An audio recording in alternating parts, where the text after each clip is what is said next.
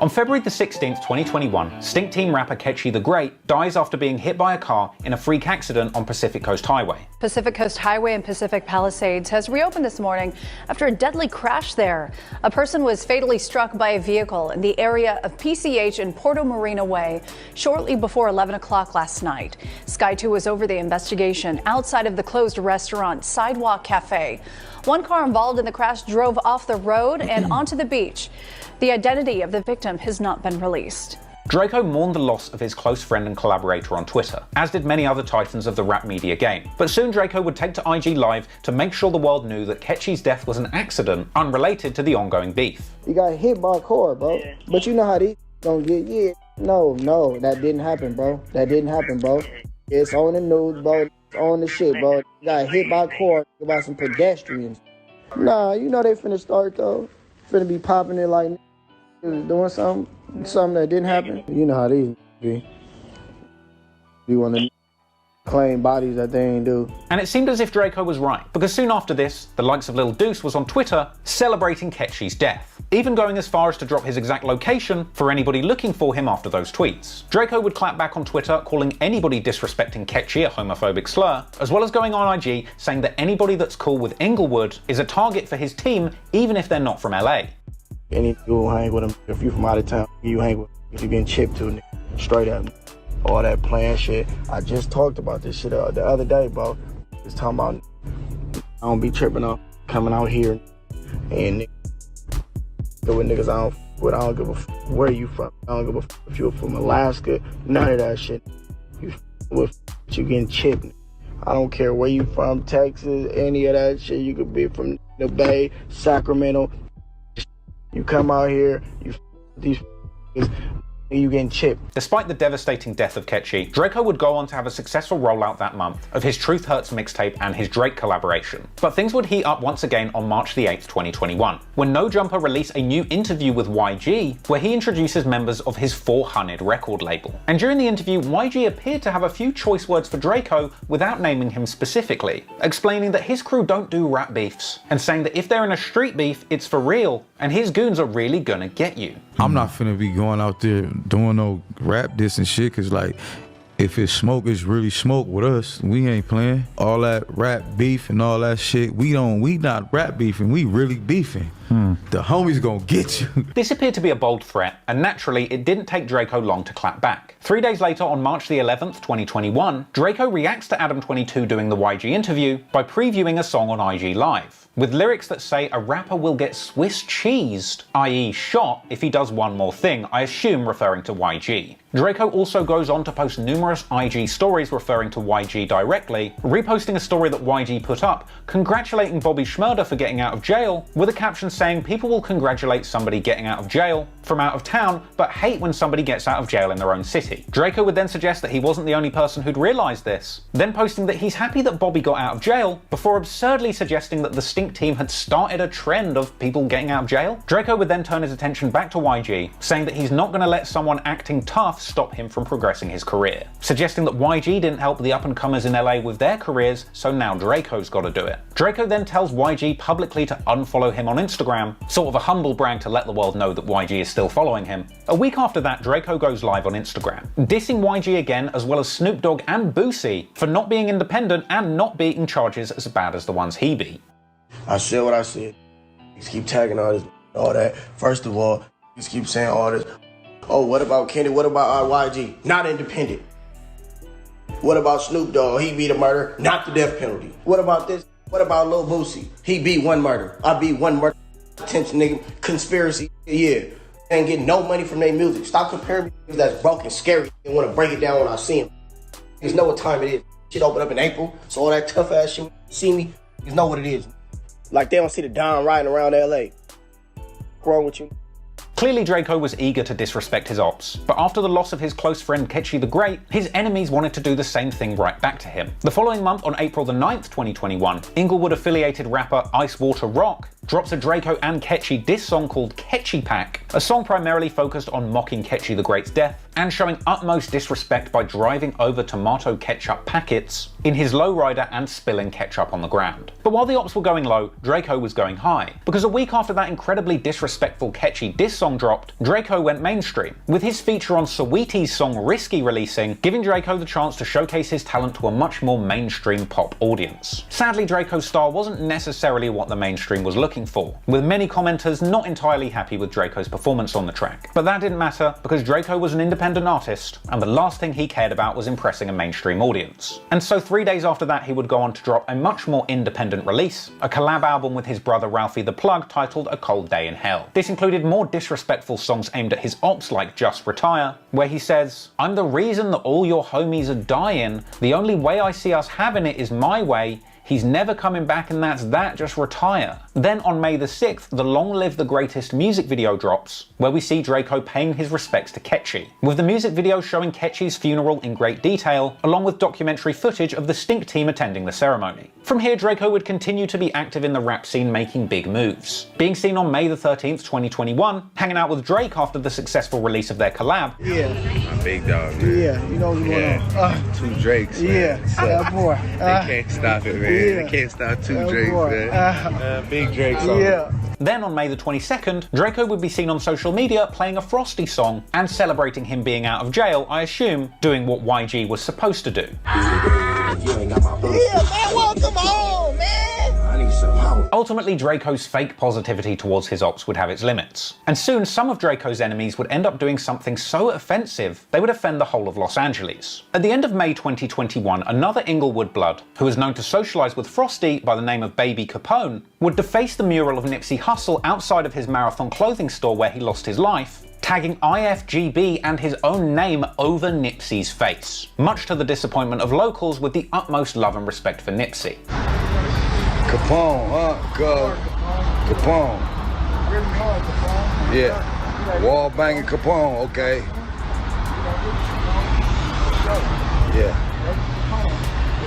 After the incident, Capone would go live with another blood from his hood by the name of Indian Red Boy, laughing about the incident, dissing other hoods, and claiming to be 6OK or rolling 60s killers. Yeah, you know what's going on, dead on me. You know what's going on, bitch. Dead on me. You know what's going on, bitch. Stop playing with us, bitch. Not long after this went down, Drakeo himself would come out to diss Baby Capone and the whole of Inglewood, telling the world that these are the people that he's beefing with. These are the that don't like me, bro. These are the people that don't like me. These are the type of people that they are. Oh, you just over exaggerating. All right, now you see the same. I've been telling these was hoes. I've been telling, bro. Now you wanna wait for it now? Wanna wait till cross Nipsey face out and do all this on the wall? That these hoes, I've been saying this from the jump. Wow. Yeah, yeah. Bet all y'all dumbass look stupid as a mother.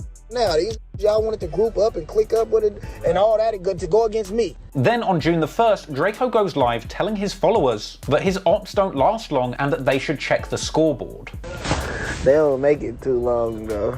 They either end up dying or like catching some or like. Woo! Scoreboard! Scoreboard! I'm done. The scoreboard is crazy. Drakeo clearly had the ops in Inglewood on his mind during this period. On June the 11th, he goes live on IG once again, this time with a pinned comment saying who wants to fight Drakeo from Inglewood, and during that live, Drakeo says he never lost a fight in jail, going on to say the Stinks beat up Inglewood in prison, even Red Bull specifically. Inglewood versus Stink team, yeah, we know that no wins, dead homies, beating the shit out. Yeah, ask every in the county jail. This rap shit on it, dead homies. Yeah. County jail, no wins on none of the homies. Dead homies.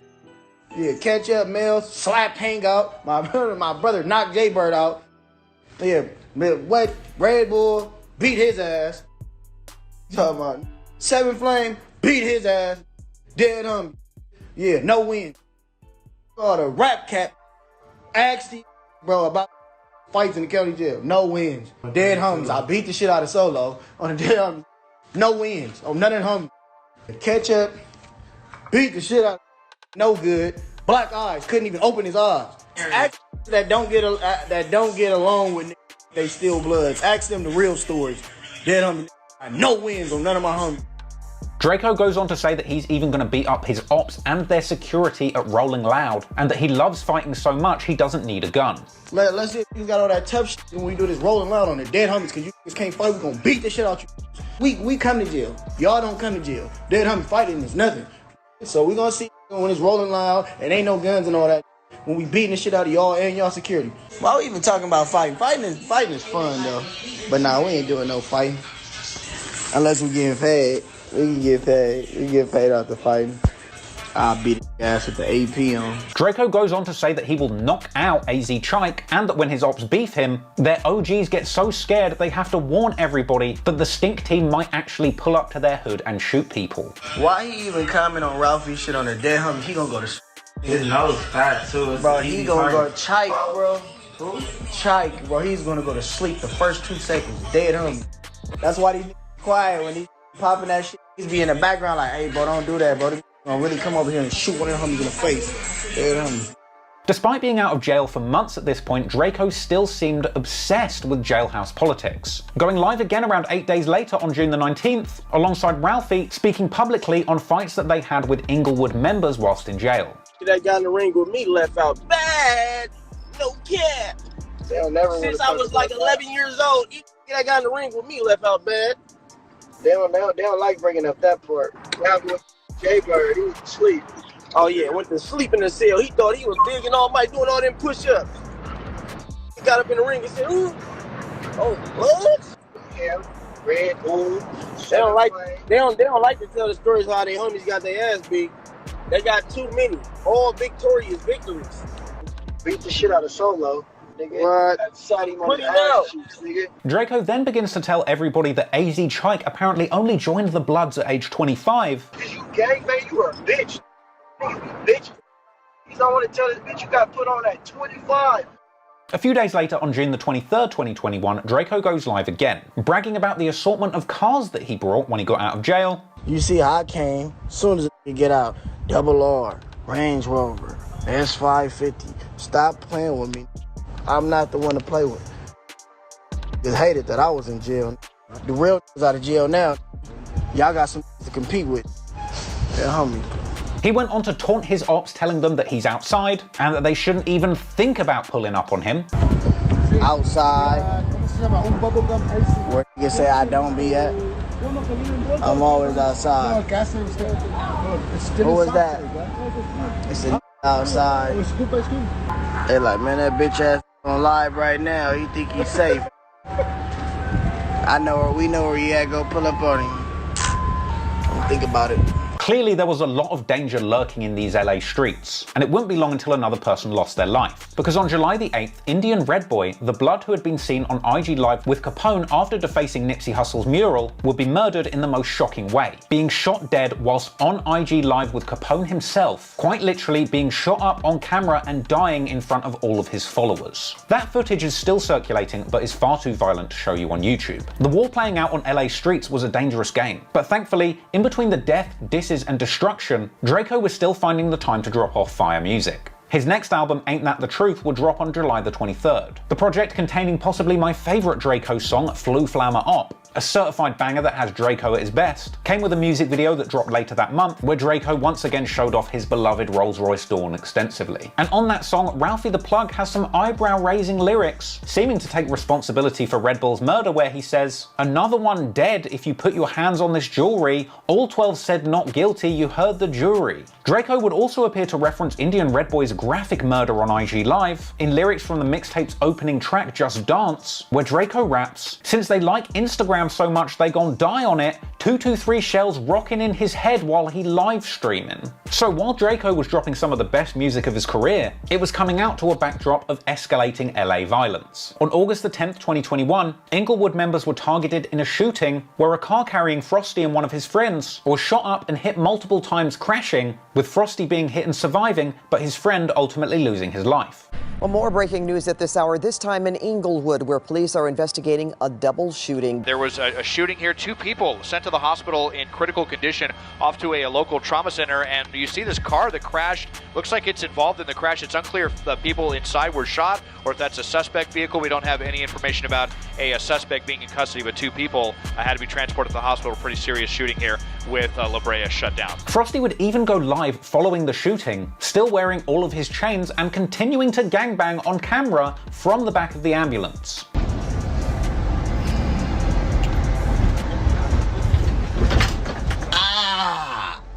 Yeah, that's from the dead homies. Y'all know what the f going on. I feel like El Chapo, bitch. I'm flaming.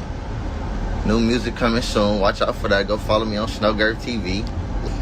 Oh, I can't feel nothing in my arm. I'm ready to get tatted. Dead homie, my whole shit numb. Oh, they had to make me a hand thing so I can throw up the B. I told them if I can't throw up the B on F Street, it's bad. No wheelchair for me on the hood. You know, I'm gonna purchase me some new legs immediately. Stop playing. 5,000 a leg on F Street. I can't even hold the phone in my right hand. I can still sock it on F Street. They gotta transport me by myself with extra security. Yeah, on F Street, my dingling still work on flaming. You think I don't got G-Wagons and shit following me? I don't think y'all can see it yet. I think we don't got the G-Wagons in the back and all the shits, Rolls Royces and all that. When you a rich, they treat you good, you feel me? They kept my chains for me. With Frosty even telling an audience of IG followers that him and his homie Darby had 2 guns on them when they were attacked, but they didn't get to them in time. All in the comments, I need to see FIP Darby.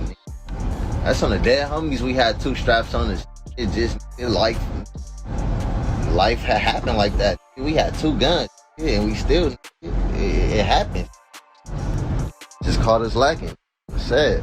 While one Inglewood rapper was recovering from a tragedy, another was angling to escalate the beef with Drakeo. On August the 19th, 2021, Munchie B, the blind OG from Inglewood, who appeared in the Hood vlog alongside Red Bull, would release a Drakeo diss song called The Truth is the Truth, with the song's title being a play on the titles of Drakeo's mixtape series, which are all named after the truth in some way. On the song, Munchie B dissed Drakeo's brother Ralphie, saying that he stole his rap style from Frosty. He referenced Stink Team member Solo snitching during the Red Bull trial. He mocked Ketchy the Great for being hit by a car. He even disses Drakeo's young son, saying he's going to beat him up when he turns 18. A savage diss, but from here there would be much more musical activity coming from Inglewood. As also in August, word would spread of an upcoming collaboration track between Inglewood affiliates AZ Chike and Rucci and Louisiana rap legend Lil Boosie. This would lead Drakeo to publicly diss Lil Boosie for making songs with his op AZ Chike, with Drakeo saying Boosie has been picking the wrong people to work with and that he's now lost all respect for him. Though in all fairness, Drakeo seemed to have been sneak dissing Boosie ever since he got out of jail, with one of the first songs that he dropped after getting out being a track called Lil Boosie, where Drakeo says that his charges topped Lil Boosie's murder charges. AZ Chike would respond saying that Drakeo was trying to blackball him from the rap game and suggesting that Boosie just doesn't care about his opinion. And Chike would later post a story mocking Drakeo, suggesting that Boosie would never care about his opinion.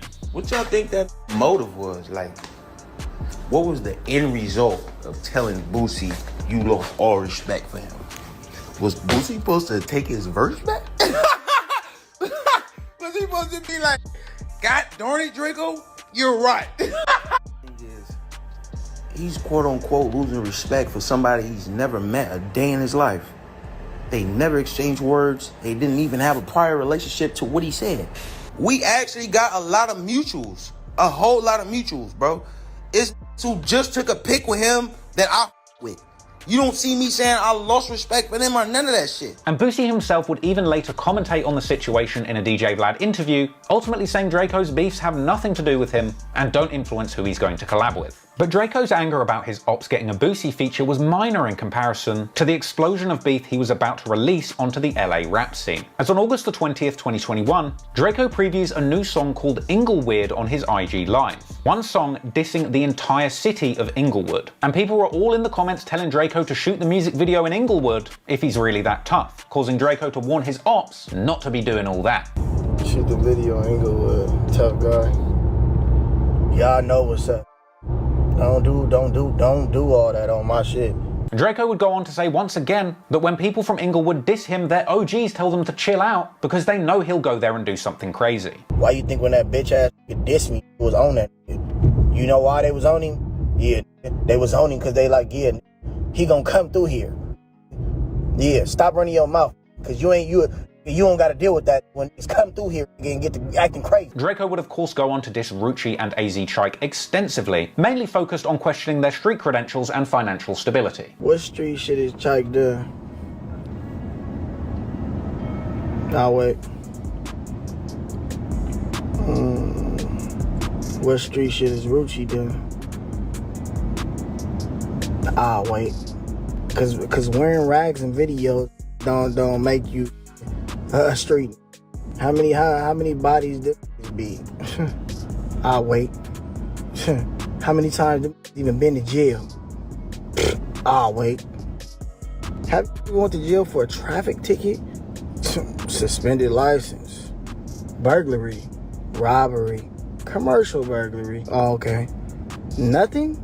Never been to the county? Okay. Yeah. 2,500, 5,000, 50. Yeah. 50. All right. What type of cars drive? Okay. Do have cars? Okay. Pull up and slap one of you because you know what I really be on. That very same day, Draco goes live again, dissing his ops, saying they never went to jail like him, and saying again that they're too broke to have cars. Then to make a song about the homie getting hit by cars and all type of shit, bro. Y'all didn't do that. And a week later, on the 7th of September, Draco premieres the full-blown music video to his scathing diss track Ingleweird. And it's got bar after bar mocking the entire city of Inglewood, saying that he's going to turn the whole of California against Inglewood, and that he plans on tying up and hanging his ops. He says he'll turn the suburbs of Inglewood to a gym factory, which honestly I'm still not entirely sure what that means. Let me know in the comments if you know, it sounds bad. He calls Inglewood natives weenies. He says a lot of people in Inglewood are snitches. He disses Rucci and calls him poor. He disses AZ Trike in numerous lyrics, including one where he questions why he would join a gang at 25, and saying that he'll hang him up like a coat, as well as mocking AZ Trike and Rucci for still being cold in the music industry despite getting their feature from Lil Boosie. With this being a reference to the fact that their collab track Hood Rat still hasn't passed 400,000 views on YouTube. Draco also says on the song that he dropped 50 on a blind person, which seems to suggest that he was putting up money for a hit on Inglewood member Munchie B, who was previously shot in the head and left blind. Draco goes on to rap that his ops are as sweet as buttercups, and that he'll turn their ass to Reese's Pieces, with this being an apparent reference to a rumoured prison incident, which may or may not have happened involving Munchie B, some peanut butter, and some pretty unpleasant things that I just don't even want to get into here. Draco ends the track with one final dose of disrespect, saying "Free Kells," a reference to that Stink Team member who was convicted of murdering Red Bull. Now, I personally think that after all of the drama with Draco fighting the cops and prosecutors, even after beating his case, it's pretty likely that the cops were watching his every move. And I've got no doubt that after the song Ingleweird released, the police would have been aware that Draco had just made a public declaration of war on everyone in Inglewood and were probably keeping a close eye on him. And with that in mind, it's not massively surprising that only a day after Draco released Ingleweird, he was arrested whilst riding in the back of an Uber. Draco would actually go live on Instagram whilst being pulled over by the police, with his son in the back of an Uber having a full-scale meltdown as to how the cops knew to target him in the back of a taxi. You're getting detained for 148, delaying my investigation. What is your investigation? I already told you I have 10 windows. I don't have an ID. And I need to identify you. He gave me his ID. You're not giving me your ID. Mind you, still got your seatbelt on. Exactly, I got my seatbelt on with my son. I know, but I'm asking you to, I'm back in the car. But now, I want you to put the phone down, put your hands up here. I'm on live. What are you talking about? I'm on live. Okay, I don't care about being on live. I'm on live too. All right. See this? LAPD got me on live too. I'll take my seatbelt. You put the phone down. If you want to point the phone at me, that's fine. All right. I'm cool with that. All right. I don't know what's going on right now, bro. This is crazy. I jumped in the Uber, bro, to pick up my son, bro. Literally. 5 out of 1. Have all units respond. My son is in the car, bro. This is crazy, bro. Approaching 251. This is. Got my son with me in the car, bro. This is crazy, bro. I'm asking you not to go in your pocket. I'm putting my phone in my pocket, bro. No, but I don't want you to go in your pocket. What are y'all on, bro? I'm not on anything. I'm not yelling or screaming or nothing. Like you asked the Uber driver, bro. For his ID. And I asked you for your ID. What's going on right now, bro? And then when I asked for a backup, you wanted to give me your ID. And then I asked you to step out of the car. You told me no. I didn't tell you. No, I said, what am I stepping out the car for? Because we have the right to pull you out of the car. You didn't have an ID at first. You didn't have an ID. Because I just noticed it was behind my shit. At first, you allegedly didn't have an ID, so I want to identify you. This shit is crazy, bro.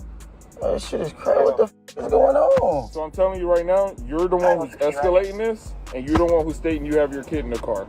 I didn't want to do this in front of your kid. But you seen it. You was behind me, bro. I can still pull you over. Your kid in the car or not. What are you talking about, bro? What the f is going on? So this is where we're gonna be at right now. My supervisor here. I'm gonna tell you, my supervisor here, and then we got a couple more units in here. We're gonna ask you one more time to step out, and if you say no, then we're gonna do what we gotta do to get you out. It's crazy, and then I'm bro. gonna take you out, and then I'm gonna take you to jail. What the f is going on, bro? Sir, let's not do this in front of the kids. So what? Why are y'all pulling me? What did I do for y'all to put me? Y'all pulling over an Uber driver, bro. What is going on? But we need them going with the program. What is the? Just get out of the car and we'll handle it. Bro, what are you talking about? Just give us a second. Boss, let's make this easy. It's not a big deal. Bro, what the fuck are you?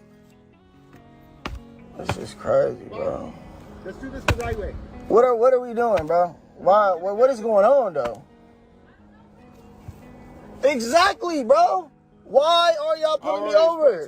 He said that he pulled him over for tint windows. This is an Uber driver, bro. This has nothing to do. What is he talking about? Exactly.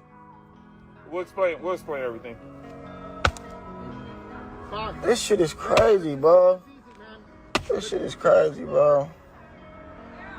Let's just make this real easy. You got a bunch of cops coming over here for nothing. Just get out of the car and we'll deal with it. What are we dealing with, bro? Little man, I'm gonna take your kid out of the car, okay? What is going on, bro? Look.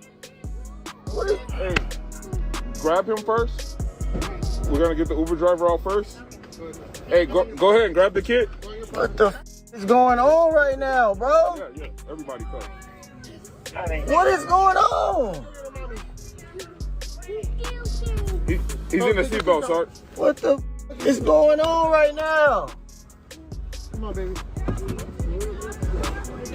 Hey, I don't know your name. What's your name? Man, huh? What's your name, sir? My name, bro. What's your name? Daryl. Daryl. No, I don't, bro. But I don't understand why y'all doing this. Daryl, just go with the program. That's it. Man, I'm on live, bro. I'm on live, bro.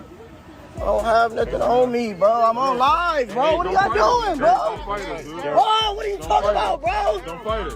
Don't fight us, man. Bro, what are y'all doing, bro? What are y'all doing? I'm on live, bro. Hold up, bro. Hold up.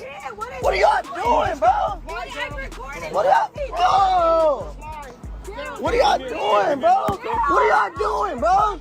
Drakeo would later be seen being led away from the scene in handcuffs, being taken into custody with many speculating he'd been caught with another gun. Following this situation, Drakeo was taken to the station, he bailed out, and then went live on Instagram, suggesting that the ops are the ones snitching on him. How many times have you ever seen that before? Pulling over Ubers. Pulled over an Uber. With my son in there. All they gonna do is tell him, I know. After this, Drakeo would go live once again, suggesting that somebody from Inglewood had something to do with his arrest, and saying that the ops are hoping that he gets beaten up in jail. Then he like, oh yeah, well, then he talking about me getting a book yesterday. He talking about yeah, well maybe because he made that diss song against the whole Inglewood, like this is a threat to me, bro. Like, what are you talking about, bro? You talking about? You sound like the police. You talking about? If I wasn't worried, you got smacked. You think I'm worried about a diss song? Come on, bro. Well, man, and he said it's not always gonna be the same as last time. And I know what people are saying. Oh yeah, man. Well, he was catching phase last time. Yeah, every time ain't the same. So if I was catching phase last, so maybe it might be nice this time, bro. Maybe how you bitch ass. You talking about? 2 or 3 niggas. Yeah. Maybe since that died, bro, didn't want to fight me then. Maybe two or three might be bold enough to fight me then. Weird ass, snitch ass, getting Ubers pulled over. Damn, fucking wrong with you? Sadly, it was this moment when fans began to get concerned about Drakeo. A post on the subreddit Cali Banging, Reddit's premier community discussing California gang politics, saw a fan pondering Drakeo's toxic personality, suggesting this might be the reason that he's not going to make it out alive. Pointing out that more people like Drakeo than he even thinks in LA, but implying that he is sabotaging his own career by leaning into gang beefs when he should be focusing on his career after getting the industry boost that comes with working with a mainstream artist like Drake. Some suggested in the comments that perhaps it was Drakeo's lean addiction or PTSD from solitary confinement that had been clouding his judgment recently, with some going as far as to say that if Drakeo continues down this path, he's unlikely to see 2022. With hindsight, it's clear to see just how right these fans were. Drakeo essentially signed his own death certificate when he released Ingleweird, but perhaps he just couldn't see it through the muddy puddles of lean clouding his judgment. Naturally, a response to the song would be coming from Inglewood. Thankfully, this begun with back and forths in music rather than violence, with AZ Chike taking to Instagram Live on August the 25th,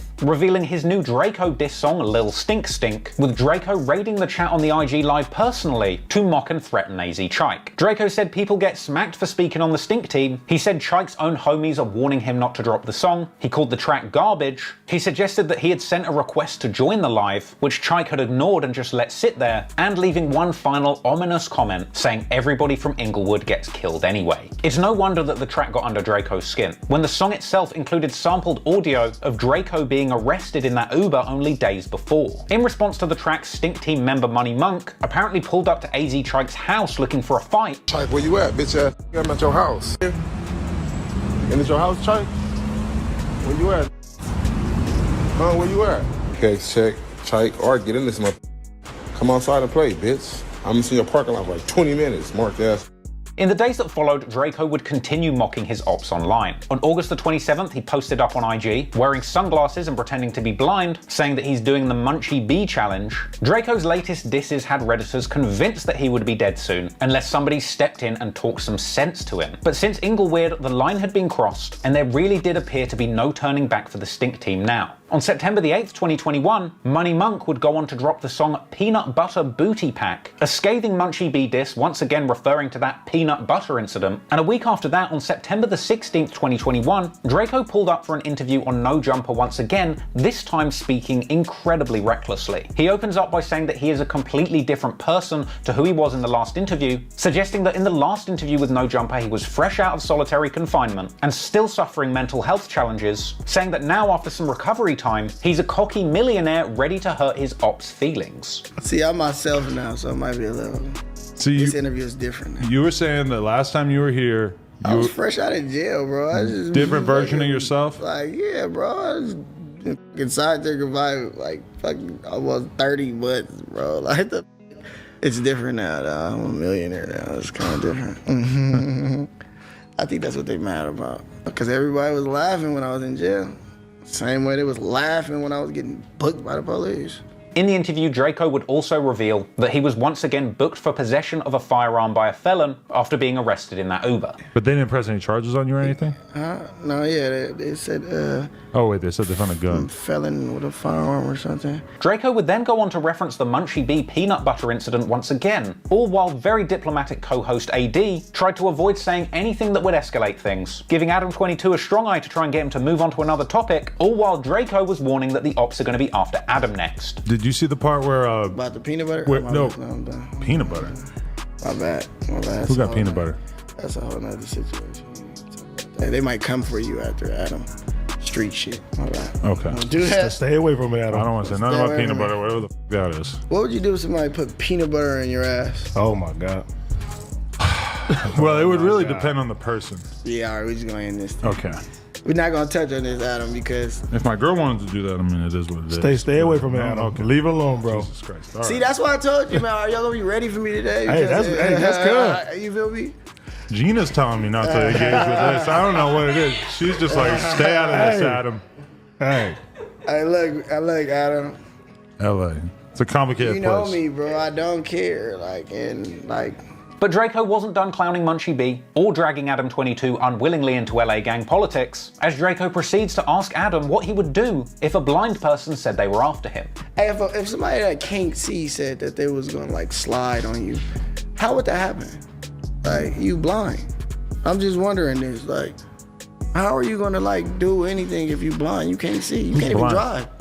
Okay, nobody. Nobody important. It's crazy. I don't know. My bad.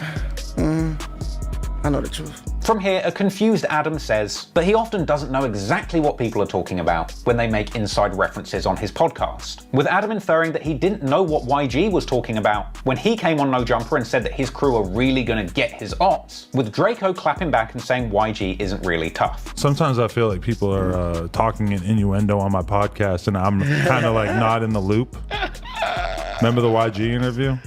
Oh yeah, I don't know anything about that. I didn't really like get that there were coded that, though, messages in there that you would feel a way about. Nah, it wasn't no coded messages because people are not like that, so it don't even matter. That's kind of like what you said. Yeah. Naturally, the conversation would eventually turn to Inglewood, with a newly cocky Drakeo the Ruler leaving nothing off the table. He started by saying that he has enemies that don't gangbang, but represent Inglewood and are united in hating him, ultimately saying that he will never resolve his issues with Inglewood. That don't gangbang, bang Inglewood like it's a gang. Like Inglewood, and if you beef with anything over here, we gonna have each other back. Well, I hope all that shit gets resolved. Never.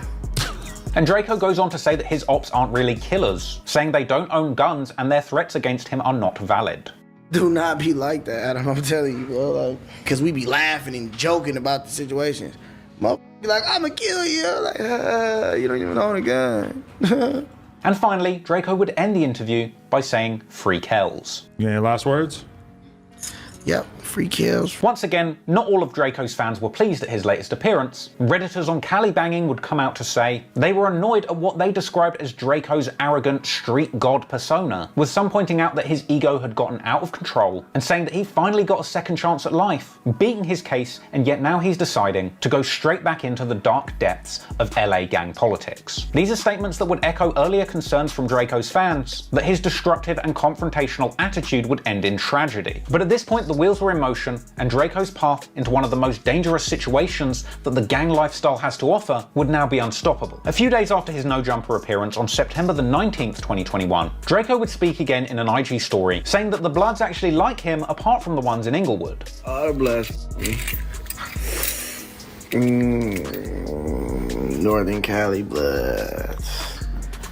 Now let me scratch that. South Central Bloods. Compton Bloods, Pasadena Bloods, San Diego Bloods, Bakersfield Bloods, Northern Cali Bloods, Stockton Bloods, Sacramento Bloods. It's just one group of individuals who don't like me. Crazy, ain't it? And a few days after that, on September the 22nd, Munchie B drops another diss track called Last Lap, dissing both Drakeo and Nipsey Hussle, whose mural was vandalized by Capone. Eventually, more of Drakeo's enemies would come out to dispute things he'd said. AZ Trike addressed Drakeo claiming that he joined a gang at 25 in an Innovators interview. What can I gain from joining a gang at 25 that I already got right now? Trike would go on to say that Drakeo has issues with his homies, not him, but it wouldn't be realistic to be cool with Drakeo, considering the history with Inglewood. There is some problems he got going on with the homies. They got nothing to do with me, and that's why he mad, because I with him and I'm loyal to him. In conclusion, Trike would say that he believes that Drakeo is simply hating on them. It ain't no beef, it's a bitch, and he be hating, like, it's weird. The day after that dropped, Drakeo would continue putting his pressure on Inglewood, posting a document purporting to be proof that Frosty had snitched. Then on October the 14th, 2021, Rucci and AZ Trike pull up to No Jumper for their own interview, with Rucci mocking Drakeo for making the song Ingleweird a song all about dissing AZ Trike, when Trike isn't actually from Inglewood originally. The song called Ingleweird. It's about him. He not from Inglewood. They would go on to say that everybody in the Stink team sucks at rapping, apart from Ketchy and Drakeo, who they say is hanging on by a thread. It ain't rapping because them can't rap. Well, there's only one over there that can rap, and he hanging on by a string. Who you over there? Little fat boy, little fat girl, he straight. Like, you know what I'm saying? He do his thing time to time. The only other over there that was really greasy, very talented, like really some shit, RP was catchy. Trike also appeared in a bootleg Kev interview, saying Drakeo is simply mad that him and Rucci's careers heated up, and saying that he's only mad because they turned him down for a feature whilst he was still in jail. What the hell happened with Drakeo the Ruler? Because don't you guys have mutual people involved in each of y'all situations? So where did things go left? He don't like that we hot. When he was in jail though, he wanted on there though.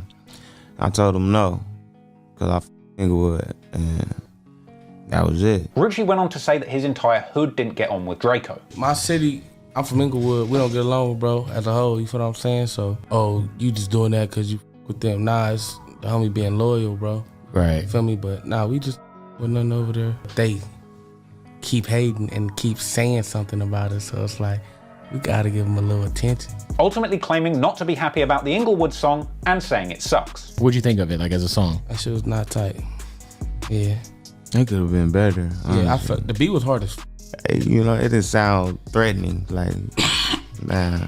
At this point, a whole lot of tension had brewed between the Stink team and Inglewood, and it really was just a matter of time until the two groups bumped into each other and things boiled over. But for now, Drakeo and the Stink team would be more focused on music and money, spending time performing on their Long Live the Great tour, dedicated to the memory of Ketchy the Great through September and October, with Drakeo eventually playing a big December 12th show on the bill for LA's Rolling Loud Festival. This was a big opportunity for Drakeo to perform in front of a crowd of tens of thousands of fans. It must have been an enormous moment for Drakeo's career, to have beaten the death penalty and a life sentence, getting out and overcoming the trauma of years in solitary confinement, and building up your rap career to the point where you've got thousands of adoring fans screaming his lyrics at the top of their lungs. Getting to this point was an incredible achievement for Drakeo that's nothing short of amazing. But the sad fact is, this show would be the last one that Drakeo would ever play.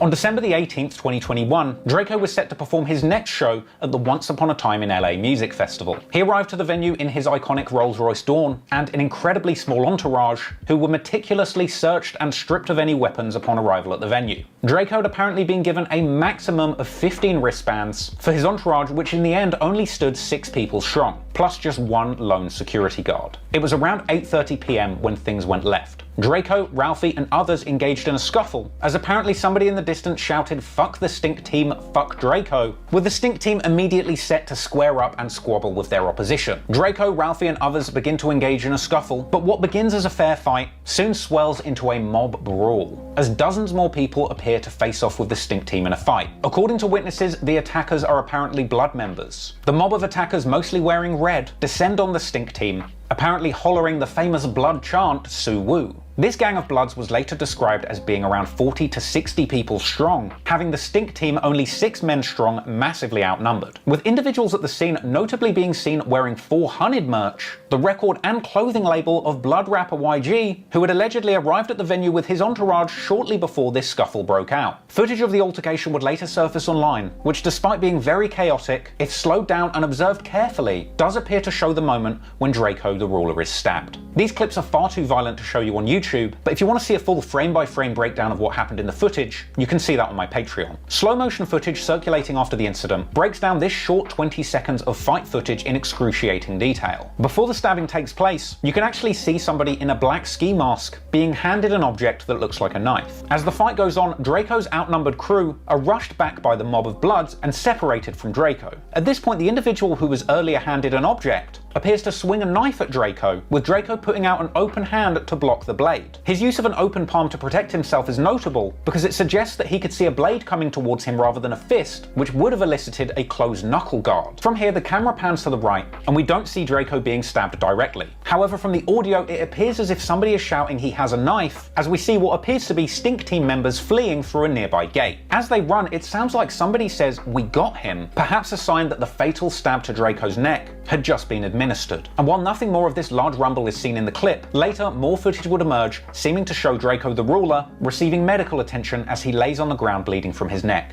Drakeo would be transported from the venue to the hospital in critical condition, sadly being pronounced dead as a result of his stab wounds around midnight, roughly 4 hours after the altercation. Chaos at a packed concert featuring rap legends like Snoop Dogg and Ice Cube.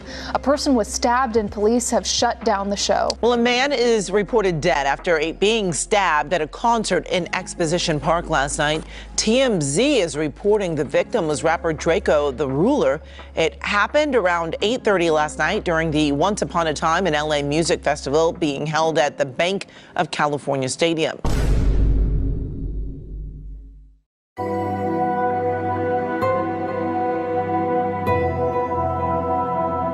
Drakeo's family and friends were left heartbroken after his tragic passing, as were the wider hip-hop community. The godfather of LA rap Snoop Dogg mourned the city's loss and described leaving the festival grounds as soon as he heard what had happened to Drakeo, choosing not to perform. Tory Lanez would come out to say that there will never be another artist like Drakeo, and Drake would remember how Drakeo had always lifted up his spirit with his energy. Drakeo's brother Ralphie would share an eerie story of his own, saying only 2 days ago, Drakeo had rapped a lyric about God saving a bed for him because he's coming soon. Meanwhile, despite being upset, many of Drakeo's fans over on Reddit's Cali Banging were hardly surprised at his passing, with one commenter saying that Drakeo had been manifesting his own death with his own behavior ever since he'd gotten out of jail, suggesting that drug use, ego, and untreated PTSD, combined with a never-ending tendency to provoke his ops, and keeping nothing but yes men around him, ultimately meant that Drakeo's death was inevitable. But while Drakeo's friends and fans were mourning, looking for answers, Drakeo's ops would naturally be celebrating on social media. Many were turning his provocative lyrics and catchphrases against him, posting pictures of Drakeo with captions like, "He's never coming back and that's that," as well as mocking members of the Stink team for running off on Drakeo and not shooting back. Of course, Drakeo's top op Munchie B tweeted for Drakeo to rest in piss, later posing on Instagram with a knife, mocking Drakeo for being stabbed in the neck.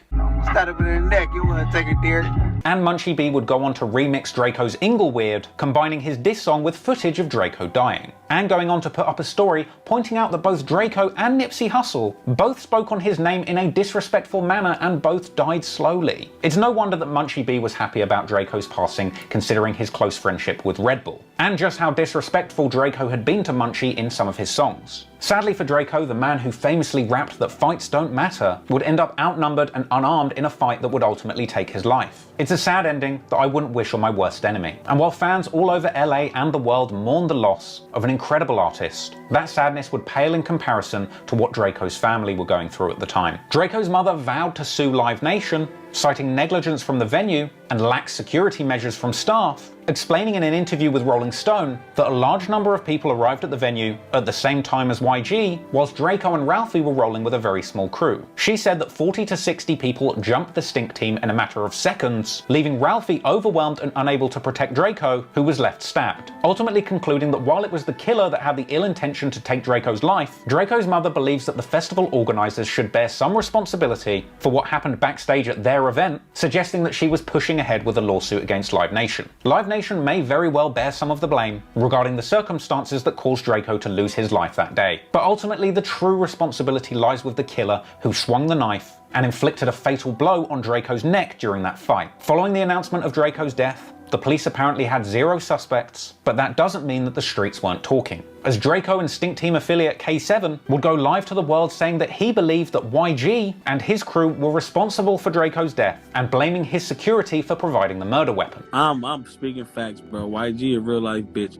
Bro, I'm so mad, bro, on my mama, bro. YG did some hoe shit, bro. And if I see Cuz, I'ma slap the shit out. We fighting big ass security. You got your security guards fight. Come on, bro. That shit ain't cool, bro. On my mama, bro. Them got the big ass ball security guards snuck in knives, all type of weird shit. Let them come 70 thick, but only told us we only can bring 15 people, bro. That don't make no sense, bro. You only told us we can bring 15 people, but let them bring 100 people, bro. YG can't perform in LA no more, bro. Hey, bro, YG a real bitch, cuz. He knew Drakeo was gonna take his spot, cuz really set the whole shit up, bro. This shit was a setup from the start, bro. Bro, these were ready for war, bro. YG can't perform in LA no more. So, you know what I'm saying? Came in, as soon as he came, it went bad, basically.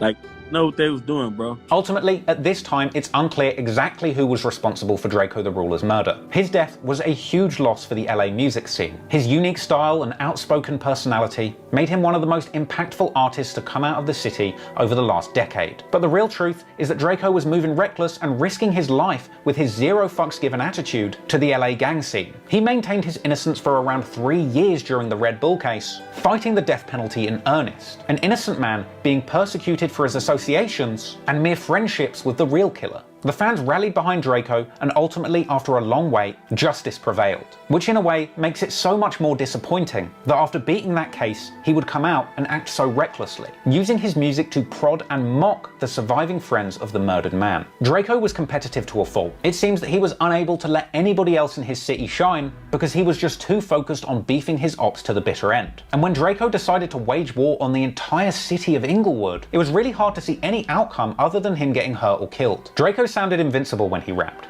but the reality is, anybody can get caught slipping if they let their guard down. And in the case of Drakeo the Ruler, when that day came, he went out fighting and standing on everything he said, going down as a legend of the rap game who truly lived and died by every word he said on the beat. Rest in peace, Drakeo the Ruler, and I hope you enjoyed that video.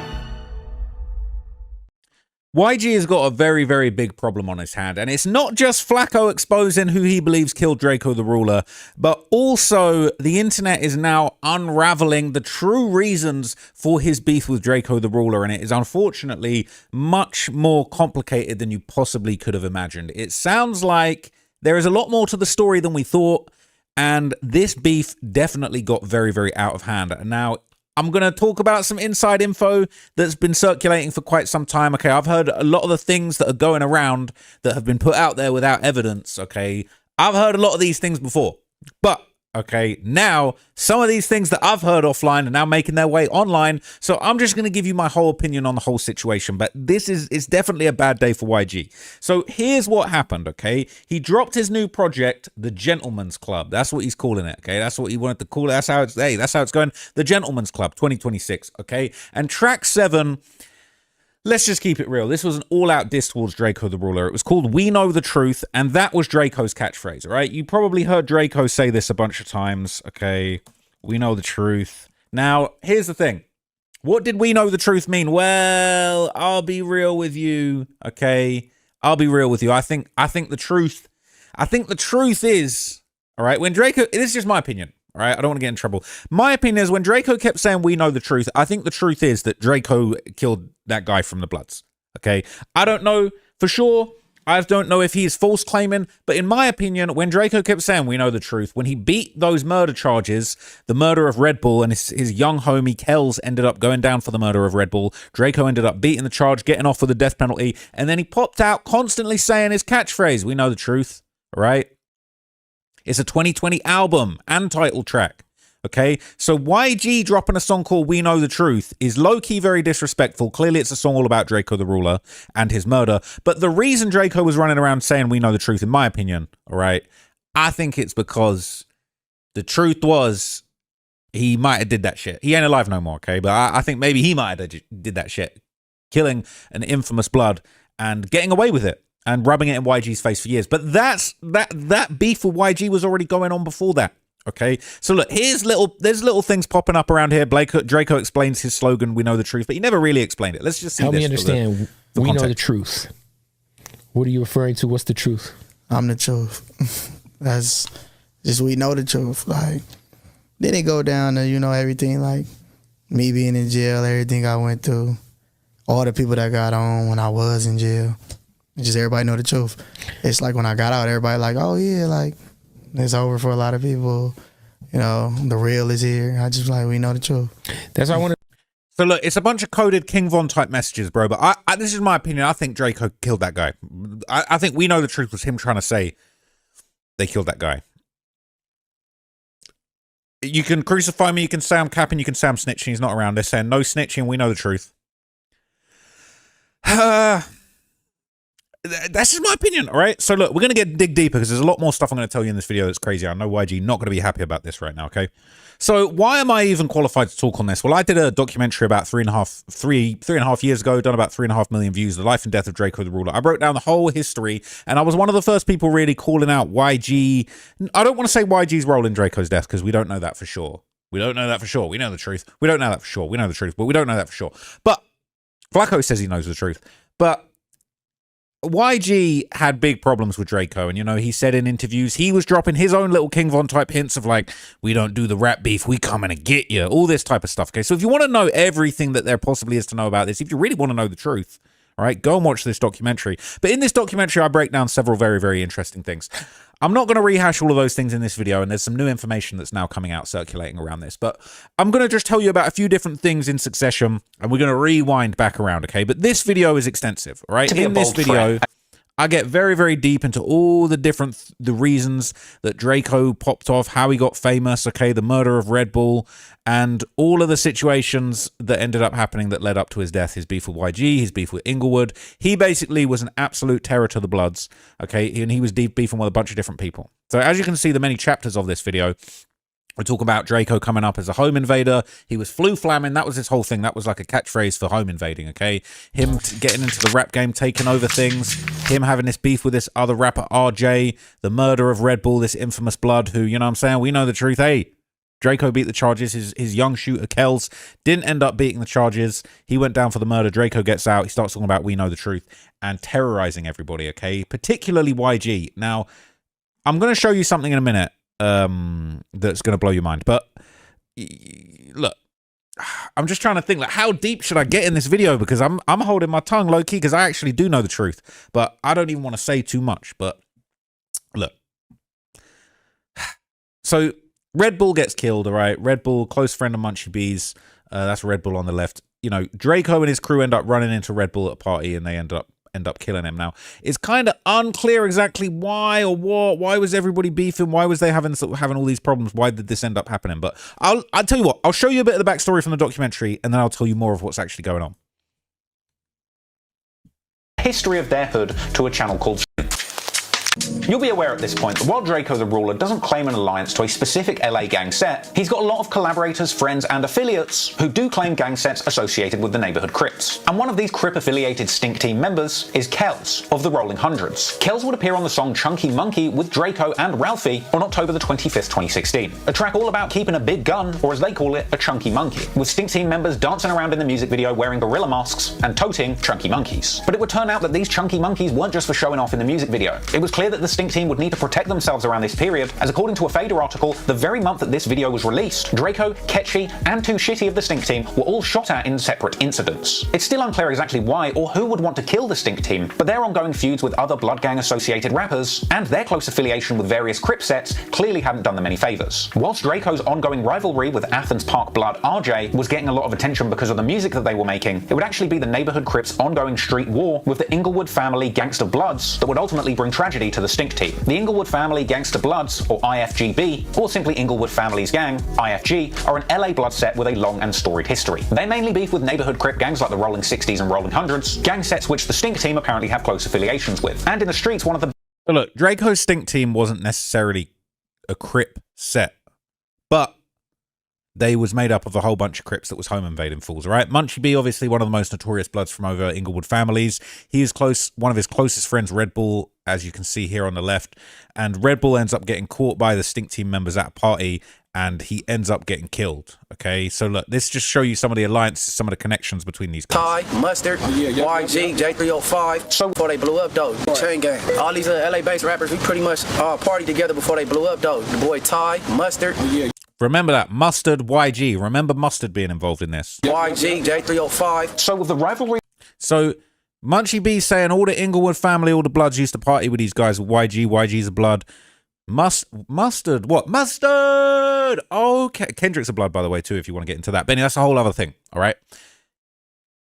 This is going to be important because I didn't know some info that's now come out. Between the Stink Team and DJ Mustard, YG and RJ heating up off the back of diss tracks, you can see why there's a lot of interconnected reasons why the Bloods and the Stinks aren't going to get along. And to make matters worse, it would later emerge that Stink Team member Kells had an active feud with Red Bull, the Inglewood family blood, who had appeared alongside Munchie B in that Street TV interview. Red Bull allegedly also had a serious reputation when it came to Inglewood gang politics, but sadly, Red Bull would eventually run into the Stink Team with deadly consequences. Because on Saturday, the 10th of December 2016, several members of the Stink Team, including Kells and Drakeo, were chilling at Draco's house. And it was here that Drakeo would see what was later described as a pay-for-entry pajama party advertised on Instagram, with Drakeo rallying the Stink Team to go from his place to the party, with plans for 17-year-old Crip affiliate Arlington Blue, aka AB, real name Jaden Boyd, planning to join the Stink Team en route. The whole crew would travel in a 5-car convoy to the party in Carson, around 15 minutes away from Draco's apartment, with the crew arriving to the area and parking their cars. At some point, Too Shitty from the Stink Team approaches Draco's car to tell him that members from Inglewood families are there, with Drakeo apparently suggesting at this point that the crew leave.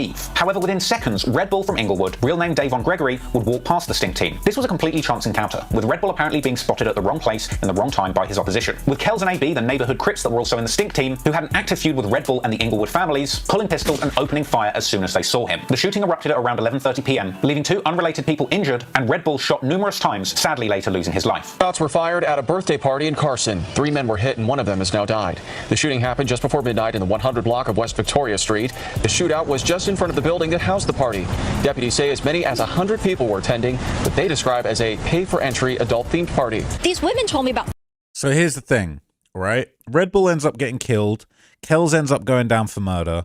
Okay, Drakeo gets bagged for murder. He's on the murder trial. He ends up getting away with it, right? He ends up beating the charges. There's a bunch of snitches. They raid them for a bunch of drugs. Drakeo ends up beating it, all right? And he returns. The return of Drakeo the Ruler, all right?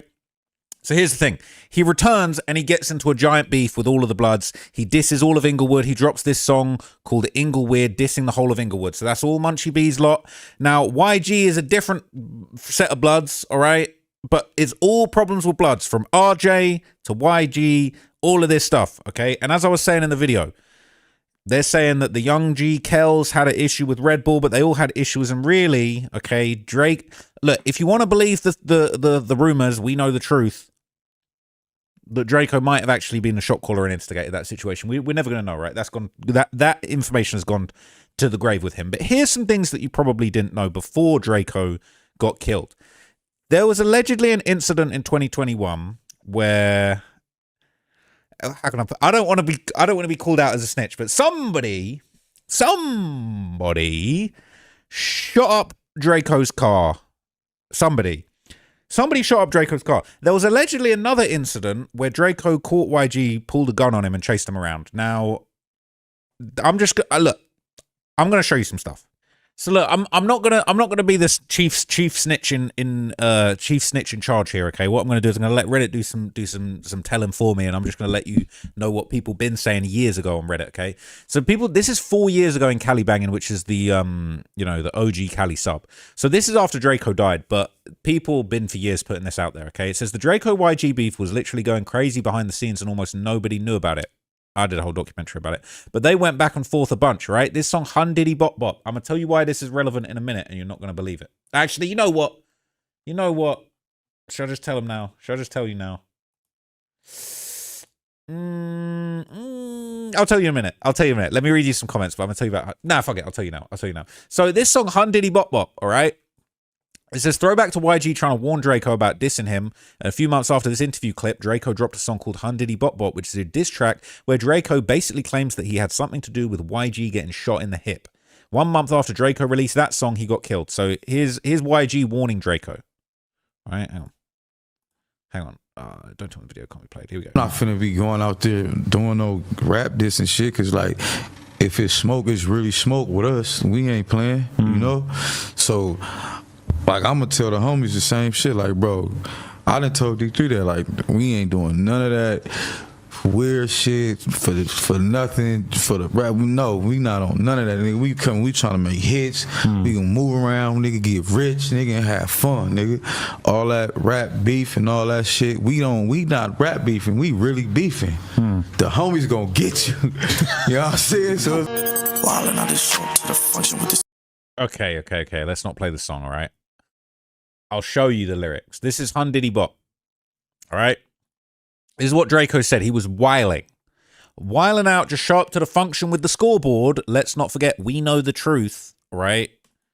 Red Bull got killed. Wiling out, just show up to the function with a scoreboard. Last time they showed up to the function, a man got killed. Man, these pussy M-words got me up in war mode. I ain't going back and forth with a cornball. Boy, this 40-ounce bounce like a porno. Pizza party, not delivery. This Giorno. I put 90 shots in his torso, or I'm finna put 90 shots in his torso. Caught him at the stop and go, lock and load, no warnings. He's a rapper, but I made his hip rock and roll. Cold Devil walking through hell with chinchillas on. They're gonna drop yellow liquor when they hear this song. Dog Eat Dog World, 44-year-old bulls barking. This gonna have the whole hood talking. I be with real killers, they don't send pop shots to sound like Hun Diddy Bop Bop. Mariachi drum made a dude cha-cha. Right? It's crazy he was talking this wild. Dissing on the net, all he heard was pop pop. All right? Look, poof be gone, look, it's Houdini. I'm from the stink team, we don't do weenies. We'll be pulling through his stew if you don't state facts. All right? YG was shot in the hip outside of a recording studio in Studio City in 2015 with associates of Drakeo, or perhaps Drakeo himself rumored to be behind the shooting. So he's taunting him. This is YG in the hospital after he got shot in the hip. Right? And then he's saying, I'll make him... it's crazy, really, that he was doing all of this. Y'all don't even know. Y'all don't even know the extent of this, okay? So I can't play you the lyric, all right? But obviously, we know YG was shot in the studio, right? And then 1 month later... And is reported dead after being stabbed at a concert in Exposition Park last. So look, all right? Throwback to YG trying to warn Drake about dissing him. He dropped that song, Hun Diddy Bop Bop. Now, that is insanity that he did that he actually said that he was willing to say that, okay? YG shot 3 times at LA recording studio. Rapper suffered non-life-threatening injuries described as very uncooperative at hospital by police. So it was that serious. He was shot 3 times in the hip at a Los Angeles recording studio, all right? Incident happened at 1:45 a.m. in Studio City. A friend of the Compton rapper drove to a nearby hospital. He was uncooperative. They saying this was Drakeo. Drakeo saying this was Drakeo. He a rapper, but I made his hip. He a rapper, but I made his hip. He said I, me, we, us, me, I. Drakeo shot YG. He said it. Ross is a snitch. Flacco's a snitch. No, you told on yourself. He said it. He's a rapper, but I made his hip rock and roll. Ain't too many people got shot in the hip. Like, there ain't too many people we can point to that was hips was rocking and rolling. Like, we got a picture of your hip shot. I'm sorry. I'm not belittling or making light of the situation, but like, this is what was going on, and Fools was rapping about it. This is on a song called So Cold I Do 'Em, all right, that Drakeo put out. This is insanity. So that's coming out, all right? We dropping that, and we're seeing YG shot at the studio multiple times. They're saying, why did they even have beef in the first place? Now, here's where I'm going to get you, right? Here's where the homie's going to come and get you. Because remember I was talking about, let's not forget DJ Mustard. I didn't know this at the time. But apparently the whole beef started before all of that, because Drakeo was supposed to sign with DJ Mustard, but then decided to stay independent. He said they started acting weird towards him after that and tried blackballing him in the industry. Basically, this shit snowballed into an all-out war between the Stink team, who got ties with the Crips, and the Inglewood Bloods. Drakeo chased YG around with a gun. Those are facts, lol. How can I do this without you lot saying I'm a snitch? Like, that's someone... I don't even want to do too much, but apparently that happened. Apparently that happened.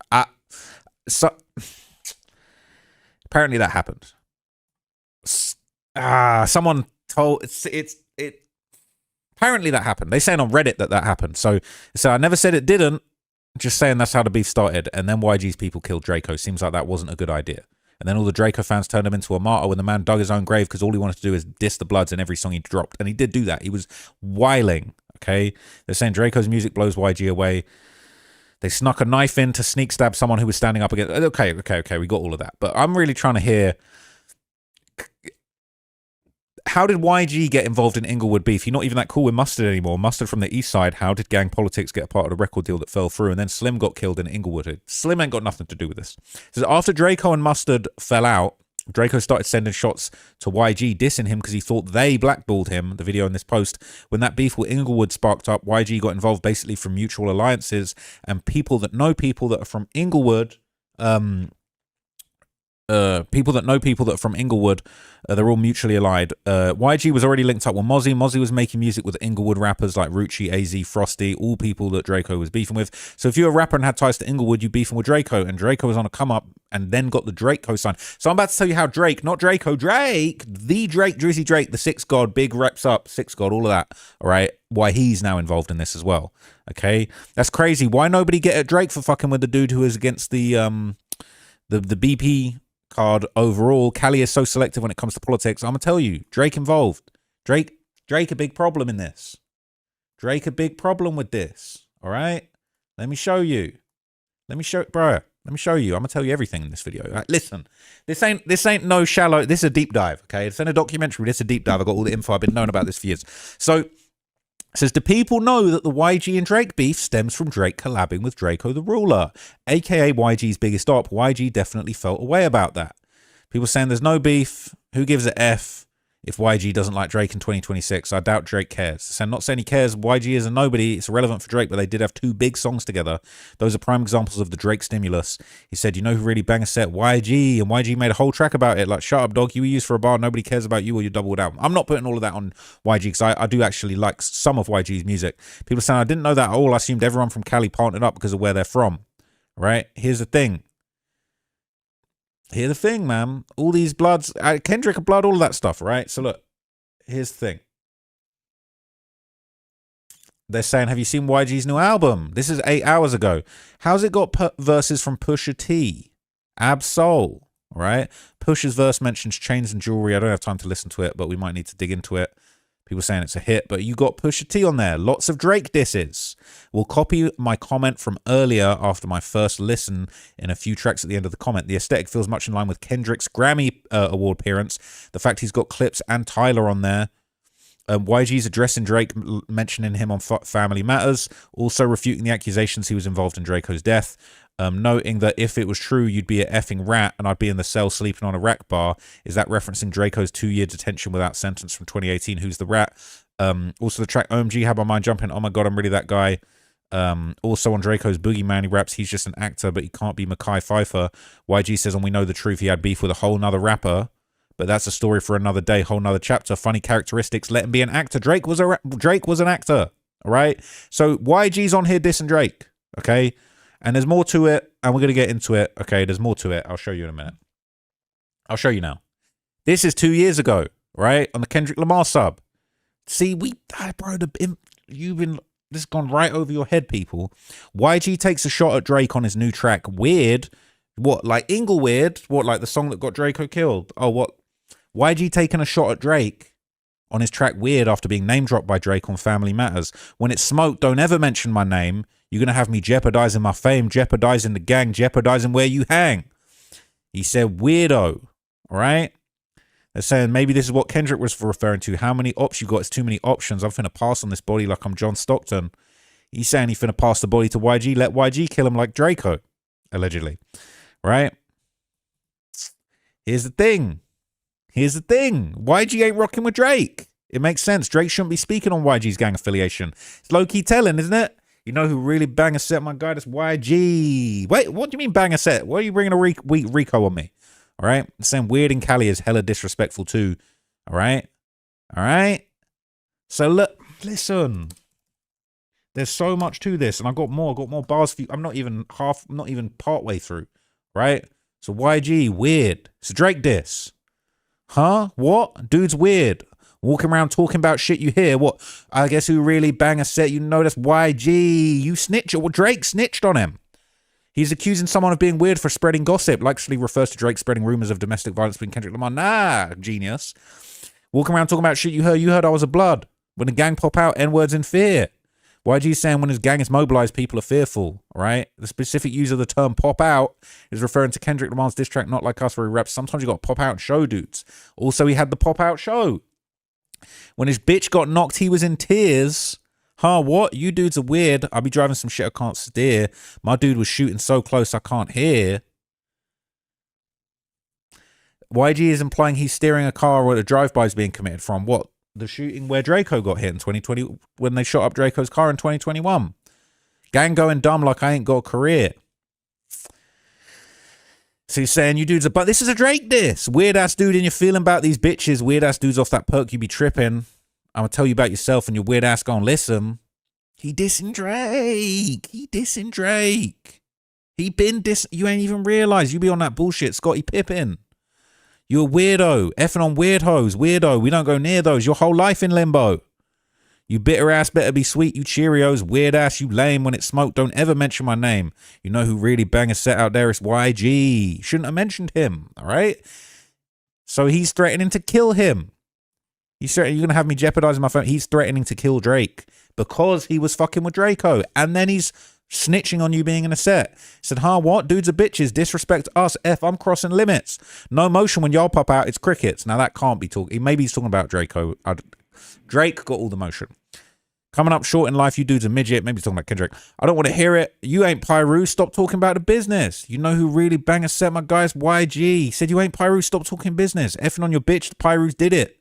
He's saying that the Bloods and the Pyrus, Kendrick's lot, was smashing on Drake's bitch. We ain't never heard that before. You ain't heard that one before. You ain't heard that this, bro. I got so much info. I'm actually not even 30% of the way through this. Buckle up. It's going to be a long one. Said, effing on your bitch, the Pyrus did it. We ain't never got to be cool. I'm bull with it. All right? And I'm going to show you Flacco's video in a minute. He talking about that's not bull. That's not bull. But this is the thing. Flacco's just dropped a video talking about how YG snitching, but Drake done snitched on him. They're saying dude's a weird equivalent of a bitch. Dude's a weird, take that as a diss. Dude's a weird, they ain't on shit. Point the 40 at a dude till it click, click. What, like Drakeo when he was in his car? Dude's a weird pillow talking. All right? That's apparently about Drake. They was talking about Drake and 40 and all sorts of pillow talking going. You don't support the bros, you ain't living by the code. He's saying you run to California when you need a check balance. You talking about who's really banging a set out there. You ain't got no business talking about that. He said weird, not functioning properly as expected, unstable, broken ass dude. So YG in 2024 is dissing Drake. All right? And here's the problem. Okay? Here's the problem. Where is it? So like Drake and Drakeo the Ruler had this song together in 2021, all right? So this is when the beef was absolutely on fire, all right? The story behind Drake and Drakeo the Ruler's collab, they had the song called Talk to Me. It was a banger, okay? So Drake got the stimulus. Drake handed out the stimulus package to Drakeo the Ruler, all right? And again, now in 2024, we got YG dissing Drake when he's talking about, you know, who really bang a set out there. YG wasn't rocking with Drake because how are you collabing with my biggest op that allegedly shot me in the hip? And they link it up on a track. And Drakeo's smart because he probably roped real Drake into this without Drake even realizing that he was getting into the beef. We might slide on a dude inside the club. Close your eyes. Last time they ran into somebody outside a party, a blood ended up getting killed and Drakeo beat it. And now and then he gets out and starts running around talking about we know the truth. Now he's collaborating with Drake. 15 brothers, no friends when I pull up for peace of mind. And he had a whole bunch with him that day when somebody got killed. Okay? And so Drake's on the hook, and then Drakeo's talking shit on the song. Don't be shy, I got killers with me, stupid. I march with sticks, I ain't worried about groupies. I know you want me because you're BD or goofy. Boss you up, your lifestyle could be exclusive. But I don't know you hang around with losers, internet trolls, and dudes trying to do me. Dudes like YG. 650S, bitch, I feel like Lil Boosie. You want me, so do all your friends, you stupid. Stop complaining to me. Am I not the one you love?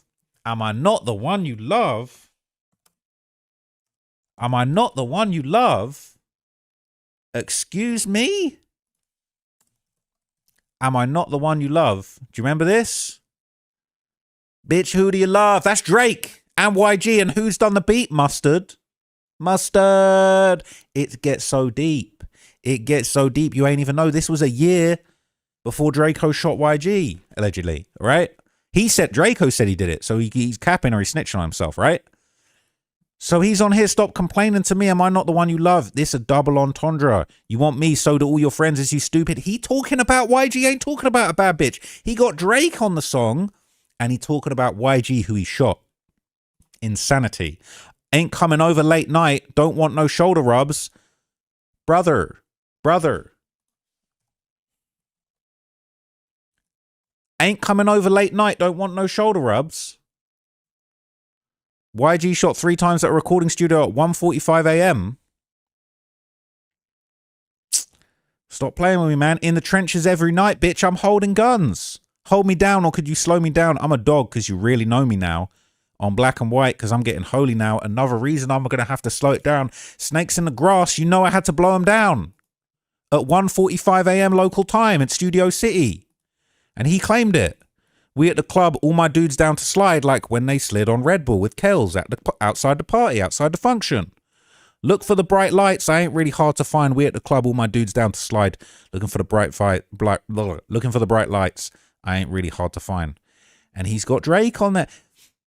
And then he got Drake on there singing. We might slide on a dude inside the club. Please close your eyes, girl. Drake was low-key foul for this. Drake was low-key foul doing that to YG. That's your homie. You got songs, bitch. Who do you love? I'm the brother with the plugs. This was a banger. I'm that Bank of America account got 6. This was hard. But Drakeo was going hard. I know you want me. I know you love me. You can't control me. Why are you acting like the police? It's a double entendre. He was dissing YG the whole time, in my opinion. Okay, pussy ain't that good for me. Pussy ain't that good to keep me from my homies. We just cool, bro. You getting too excited. Pussy ain't that good to keep me from. He's dissing YG. It's a double entendre. Ain't seen your face when I was up on that indictment. Ain't get a letter. I was struggling and fighting with these people. They was demons. Tried to put me in a cage with saying free me. Now we on a TV drag racing at 8A. Rugrats in the car. We was at BB's, a baby, was your name in any JPays, got the audacity to talk to me crazy, you bugging. Who is he talking about? I don't think he's talking about a female, bro. He's talking about YG. Okay. So this is what's going on, all right? Completely under your noses, this is what's going on, okay? 4 years ago, Drakeo the Ruler, who collaborated with Drake on the song Talk to Me, passed away at the age of 28. You don't even know how deep this was. We know the truth. Then some LA guys stole his whole sound after he passed. I won't say the name. They saying Kendrick stole the whole sound. The midget stole his flow, but doesn't pay any homage to him. So all the Bloods, including Kendrick, locked in with YG. Then Kendrick stole his flow and had the dude that murdered him dance on stage to it. Wait a hot damn minute. Bruv. What do you think about YG performing at the pop-out? Lame move in my opinion. Bro got 2 out of 3 of his biggest hits from the boy. We know the truth. We know the truth. This is crazy, right? This is so. A minute ago, y'all was jumping around. Who do you love? Who do you love? Bank of America account got 6 figures, all right? Kendrick stole the flow, the Drakeo the Ruler flow. They said that Kendrick was stealing the whole mannerisms in the music video. Bro, come on. This is insane. This is insane, bro. All right. Listen, people been known, right? There's a bunch of articles about this. Kendrick Lamar puts on LA for GNX, but the truth remains unsaid. The truth, he still fails to acknowledge the truth. We know the truth. The truth is complicated, all right? The truth is complicated. Look, I ain't got time to read you this whole thing, all right? But it's all about Drakeo the Ruler. Let's come out and say it. There's something eerily unsettling about the way Drakeo the Ruler has informed Kendrick Lamar's latest style, especially because the circumstances of his death and the complete refusal to acknowledge his existence. And yes, there is the stifling notion of politics that plagues and defines all of LA. Kendrick, over the last 3 years, has leaned so heavily into Drakeo's style, it's unavoidable. He appropriates the blasé swagger, the nonchalant eye rolls, even the slang and the way he enunciates syllables. 6 months after Drakeo's murder, Kendrick played tacit tribute to LA's most influential artist on Mr. Morale on the track Rich Spirit. He subtly incorporated his cryptic vernacular, imitating the way that he'd say, in his ad-libs, channeled the aesthetic and feel of his impatient freestyle. The whole way the West Coast may have realized that Mudwalking on Purple Hearts was a Drakeo original, but Dot was nonetheless artfully dipping into the South Central cultural cachet while maintaining a sound that felt unique to him and his longtime producer Soundwave. Right? They're saying Kendrick stole Drakeo's flow from Mr. Get Dough. All right, the song that sparked Drakeo's career after Mustard remixed the beat and added RJ and Choice to the track. All right, they were saying Mustard and YG was trying to blackball. This is so complicated. Drake is involved in this. The Kendrick Drake beef and the Drakeo YG beef is complete. It's all the same thing. It's actually intertwined. Drizzy Drake actually got problems with the Bloods. All of the Bloods. Right. This is serious. Hey now I'm Peekaboo. That's a Drakeo song, bro. Peekaboo. Peekaboo. That's a Drakeo song, bro. Call back to Drakeo's hushed and hilarious murmurs and add to the signifiers, Kendrick chose to include an artist who Drakeo was beefing with before his death. Bruv. Listen, this is all related, right? You think it's just a coincidence that on Peekaboo, he stole Draco's flow and put AZ Chike on the track who Drakeo been beefing with? That ain't no coincidence. What are they talking about? They talking about now. What are they talking about? They're talking about now. I can't even do it. What are they talking about? They're talking about now. All right? Peekaboo 762's making plank. Peekaboo popping out your banner. Bro, this a Drakeo. This a Drakeo flow. This is Drakeo flow. Peekaboo. I just put the burgers on my chain. Peekaboo. 80 point round Kobe gang. Peekaboo. 762s are making plank. That's a Drakeo. This is a Drakeo line. Drakeo could have written that line. 762s are making plank. Bro. It's a Drakeo. It's all Drakeo, right? It's all Drakeo. Okay? He put AZ Chike on the track. This is all a Drakeo diss. It's all about... You remember that scene in Breaking Bad where he's like, no, this is all about me. That's Drakeo the Ruler right now. So anyway, let's bring it all the way back, right? We're still talking about YG had that diss song called Weird that was a Drake diss song back in 2024. He wasn't feeling Drake saying, you know who bang and say it's YG, right? That was very disrespectful. Getting called a weirdo in LA is instant fade. That's why Drakeo had the song Inglewood. He was dissing all of Inglewood. He called them weird. That was murder talk, right? So this is the thing. So basically, all of this is basically like, it's all connected to the Drake YG Drakeo beef. It's all connected. Everyone's saying weirdo really is the most offensive word known to Californians. You can't call people, you're a weirdo, bro. You're a weirdo. You're weird. It's like very, very derogatory in California. Okay? So that's been established, right? That's been established. So here's the thing. Okay? Here's the thing. Let's get back to this post. The Drakeo and YG beef was going crazy behind the scenes and nobody knew about it. Hun did he bop. He shot him in the hip. And now I'm about to read you some crazy shit. Yeah, people really think the beef was new. YG's people shot at Drakeo and his homies and their whips. YG's people shot at Draco's mother's house. Draco's homies shot YG at the studio in 2015. Well, Drakeo said on the lyric he did it. And they shot him in the hip. There were robbery attempts from both sides and Drakeo and his homies shot and killed one of YG's homies at the party together with Red Bull, but he survived. So apparently someone else survived. The Red Bull situation didn't make things better, and the Indian Red Boy situation didn't help. A lot of people have been denying it, but rumor has it Drakeo was responsible for the murder of Indian Red Boy, right? Maybe not personally, but look, they're saying I'm not going to go into too many details. Now, I can't show you the video, but this guy, Indian Red Boy, he was killed on camera. There's a viral video of him. He's on live. He's live on Instagram Live, and he gets murdered on live.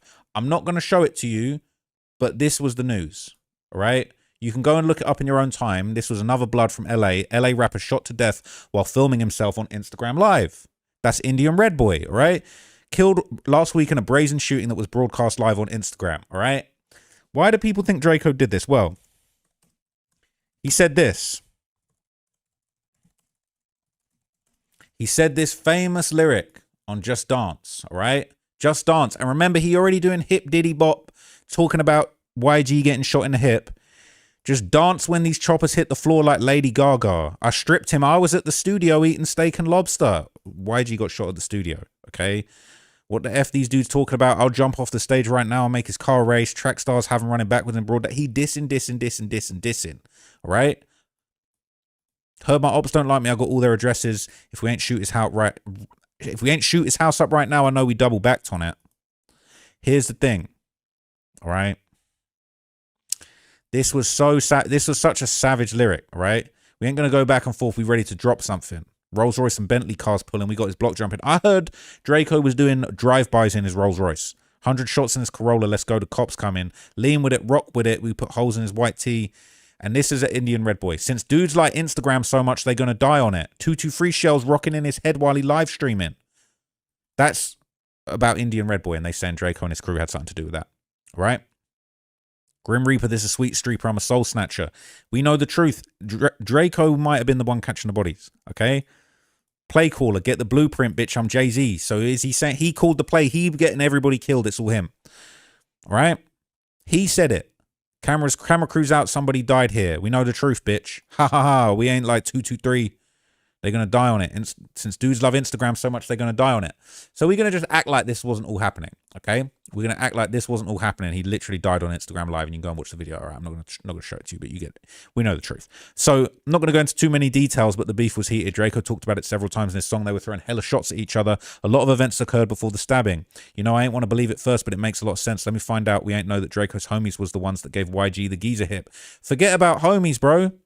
He's a rapper, but I made his hips rock and roll. He did it. He did it. Mariachi drum make him cha-cha. He had unlimited lyrics about this. All right? That is stamped. That's stamped. And it had been going on. All right? All right? Yep, Drakeo was the one who set up the whole situation. We know the truth. He was the driver. He handed the guns to Kells and AB.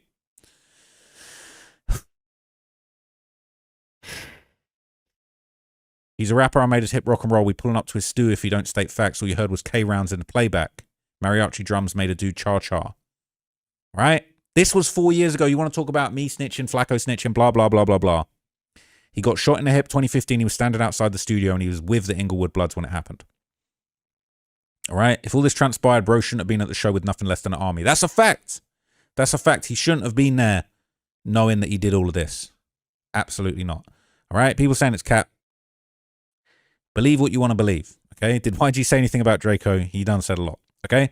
So, shout out to Drakeo, who's only too deep and having the yeeky when YG and bodyguards popped up on him. He was smoking a cig in front of the Waldorf Astoria.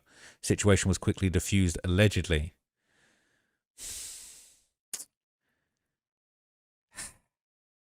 I don't even want to say too much, but yeah, I heard that there was a confrontation between them and Drakeo had the strap on YG. That's what some people were saying. And it's been said a lot of time, all right? So there's all this talk, right? You want to talk about snitching this, snitching that. This has been, all right? So when Drakeo was on live, I think saying he pulled that thing out on some dudes and they started running, was he talking about YG? YG and Mustard, it was a different situation where nobody got hurt, all right? All right? So that's what's going on. So as we know, right, eventually the Bloods caught up with Drakeo the Ruler at a festival and Drakeo ended up being stabbed to death, right? And unfortunately for YG, some of the people that were there when this murder took place was wearing his 400 merch. Not a great look, all right?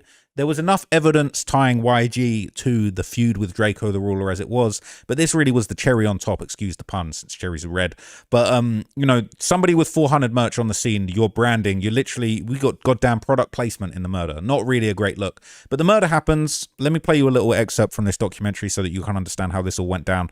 And then what I'm going to do, all right, then I'm going to update you now with what happened as far as this new diss that YG has dropped, which again, he is a very, very silly for bringing extra attention to this situation because, all right, that Rico ain't going to be too far behind. When things went left, Drakeo, Ralphie, and others engaged in a scuffle, as apparently somebody in the distance shouted, "Fuck the Stink Team, fuck Drakeo," with the Stink Team immediately set to square up and squabble with their opposition. Drakeo, Ralphie, and others begin to engage in a scuffle, but what begins as a fair fight soon swells into a mob brawl, as dozens more people appear to face off with the Stink Team in a fight. According to witnesses, the attackers are apparently blood members. The mob of attackers, mostly wearing red, descend on the Stink Team, apparently hollering the famous blood chant, "Su Woo." This gang of Bloods was later described as being around 40 to 60 people strong, having the Stink Team only 6 men strong, massively outnumbered, with individuals at the scene notably being seen wearing 400 merch, the record and clothing label of Blood rapper YG, who had allegedly arrived at the venue with his entourage shortly before this scuffle broke out. Footage of the altercation would later surface online, which despite being very chaotic, if slowed down and observed carefully, does appear to show the moment when Drakeo the Ruler is stabbed. These clips are far too violent to show you on YouTube, but if you want to see a full frame-by-frame breakdown of what happened in the footage, you can see that on my Patreon. Slow motion footage circulating after the incident breaks down this short 20 seconds of fight footage in excruciating detail. Before the stabbing takes place, you can actually see somebody in a black ski mask being handed an object that looks like a knife. As the fight goes on, Draco's outnumbered crew are rushed back by the mob of Bloods and separated from Drakeo. At this point, the individual who was earlier handed an object appears to swing a knife at Drakeo, with Drakeo putting out an open hand to block the blade. His use of an open palm to protect himself is notable because it suggests that he could see a blade coming towards him rather than a fist, which would have elicited a closed knuckle guard. From here, the camera pans to the right, and we don't see Drakeo being stabbed directly. However, from the audio, it appears as if somebody is shouting he has a knife, as we see what appears to be Stink Team members fleeing through a nearby gate. As they run, it sounds like somebody says, "We got him," perhaps a sign that the fatal stab to Draco's neck had just been administered. And while nothing more of this large rumble is seen in the clip, later more footage would emerge, seeming to show Drakeo the Ruler receiving medical attention as he lays on the ground bleeding from his neck. Drakeo would be transported from the venue to the hospital in critical condition, sadly being pronounced dead as a result of his stab wounds around midnight, roughly 4 hours after the altercation.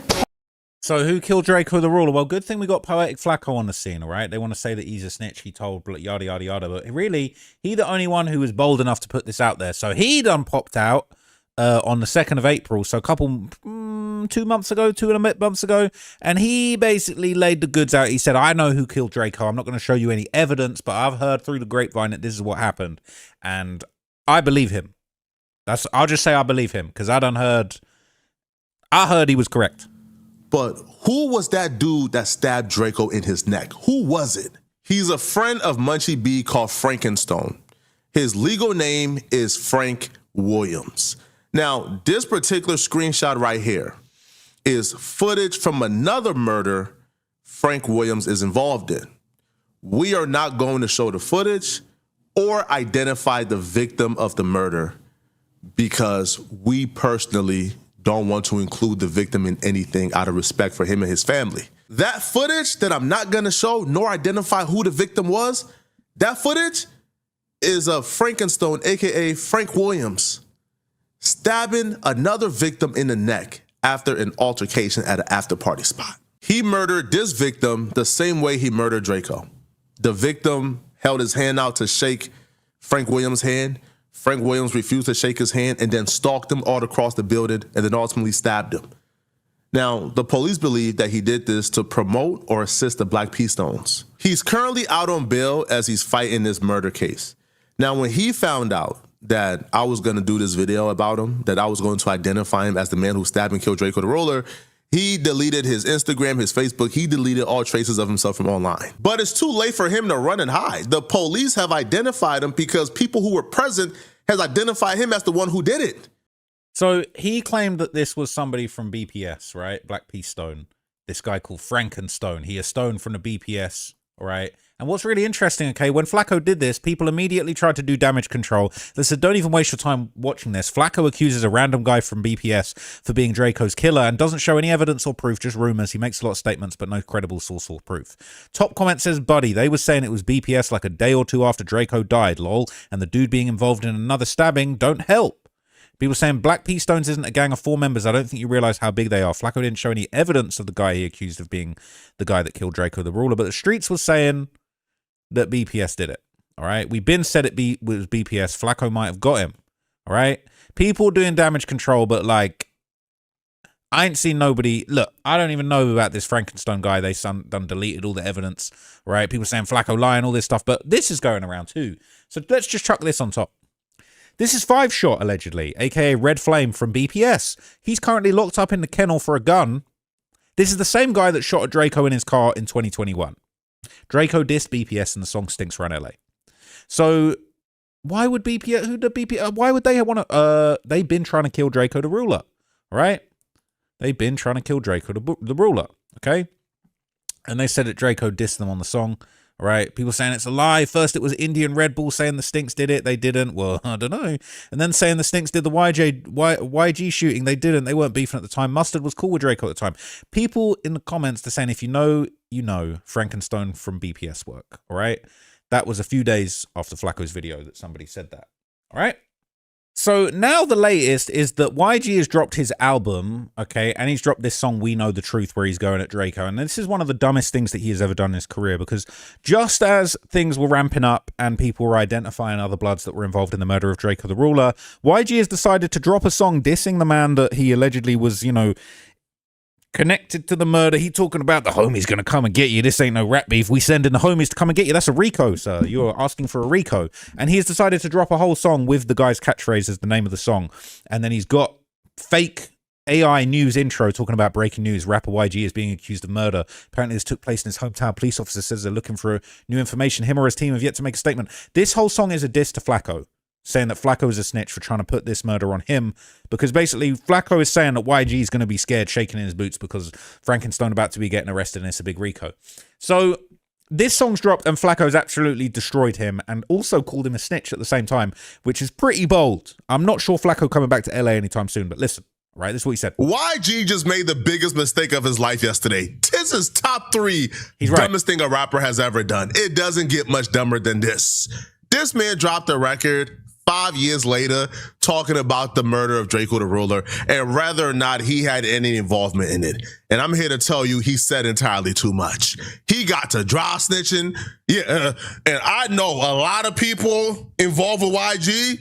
A lot of his rappers, homies involved in that beef is listening to this song like, hold on, cause did you just say what I thought you said? No, hold on, cause nah, that ain't cool. Nah, that ain't boo. YG, what you did last night ain't boo. Now, YG would describe certain details that is not consistent with the facts. And you ask yourself, why are you lying? Like, if you did, why are you lying? Well, in developing news this morning, rapper... So look, all right, Flacco goes on to break the whole situation down. He shows a bunch of different little clips and interesting segments about the whole situation. But where he really cooks him is basically just pointing out the fact. He points out that YG lies a couple of times in the song. And the song is basically, I'll keep it real, the song's a Flacco diss. The song's a Flacco diss. They say, I murdered this, I murdered that. Well, if that's true, you'd be an effing rat. Right? Him and his dudes beef for real. And if it's beef, which it was with YG and Drakeo, him and his dudes is going to come and get you. Drakeo understood that was a threat towards him, and that YG was publicly stating that they're gonna come and get Drakeo. Like, people be knowing, like, if you know, you know. If you don't, you don't. I'm not finna be going out there doing no rap diss and shit. It's like, if it's smoke, it's really smoke with us. We ain't playing, you know? So, like, I'm gonna tell the homies the same shit, bro. I done told D3 that, like, we ain't doing none of that weird shit. For nothing, for the rap, no, we not. Notice how he reacted when he said weird. You can see how serious saying calling someone weird in LA is. Weird for nothing, for the rap, no, we not on none of that. We trying to make hits, we gonna move around, get rich, have fun. All that rap beef and all that shit. We not rap beefing, we really beefing. The homies gonna get you. You know what I'm saying? So it's like, we ain't even trying to do that. We chilling. We not on that. So, you know what I'm saying? That's what I tell the homies. That's what I tell the homies that who I be with. When they drove past it, they seen members from YG crew, 400 members. They were in that van. When they finally hopped out the vehicle, they began to walk past several members of 400 and YG crew with 400 shirts on. They also walked past several BPS members. One member right here you see have a Cardinals jacket on. When Drakeo finally walked in, it was a literal united Blood Nation front against Drakeo. This was a murder that was planned out days in advance. Because when Drakeo walked in, people had on ski masks. A rapper named K7 who was fighting next to Drakeo identified the man who was able to sneak in the knives to give to the assassins. His name is Gloves. He was YG's security guard for years, and he still is. Cheers. I'm speaking facts, bro. YG in real life. And all the bro, I don't give a fuck, bro. I'm so mad, bro. On my mama, bro. YG did some hoe, bro. And if I see Cuz, I'ma slap the shit with that.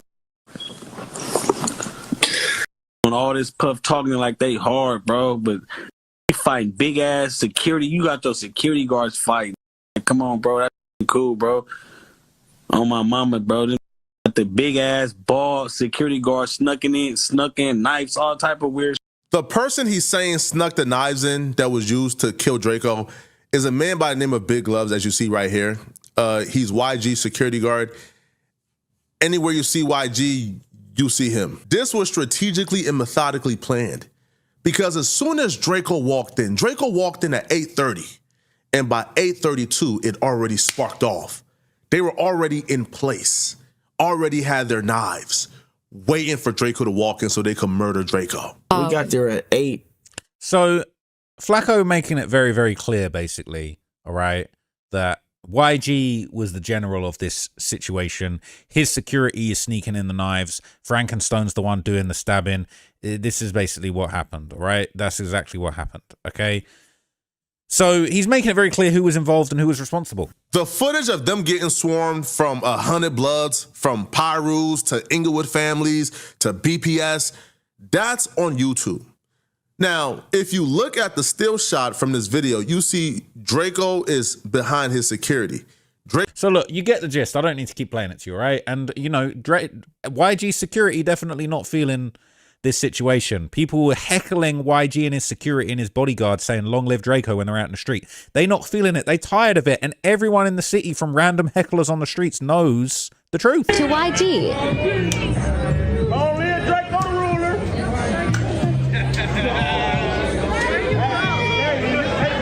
YG, what up, man? So he's getting heckled, right? He's getting heckled about this whole situation, right? This is the thing. There's a lot more to it than people thought, okay? So now I'm just going to finish off. I'm going to tell you this. And this song is basically an invitation to getting a RICO. This is one of the dumbest things a rapper's ever done, because what this is doing is basically trying to say, breaking news, all these people saying I did a murder. This is what often happens, I think, when people are kind of involved in crimes, is it's like they're kind of so eager to try and clean it up that they then go a little bit overboard, and then they end up talking a little bit too much. And that's what Flacco's saying, because Flacco's basically saying that YG's kind of snitching on some other bloods in this song. But like, you know, we know the truth, basically. It says, they say I murdered this, I murdered that. Well, if that was true, you'd be an effing rat. He's talking about Flacco. This is a Flacco diss. This is a Flacco diss. And I'd be in the cell sleeping on a rack. Well, you might be if they get the RICO. Too bad it ain't a fact. All that talking on that effing app. The streets is done. It's an effing rap.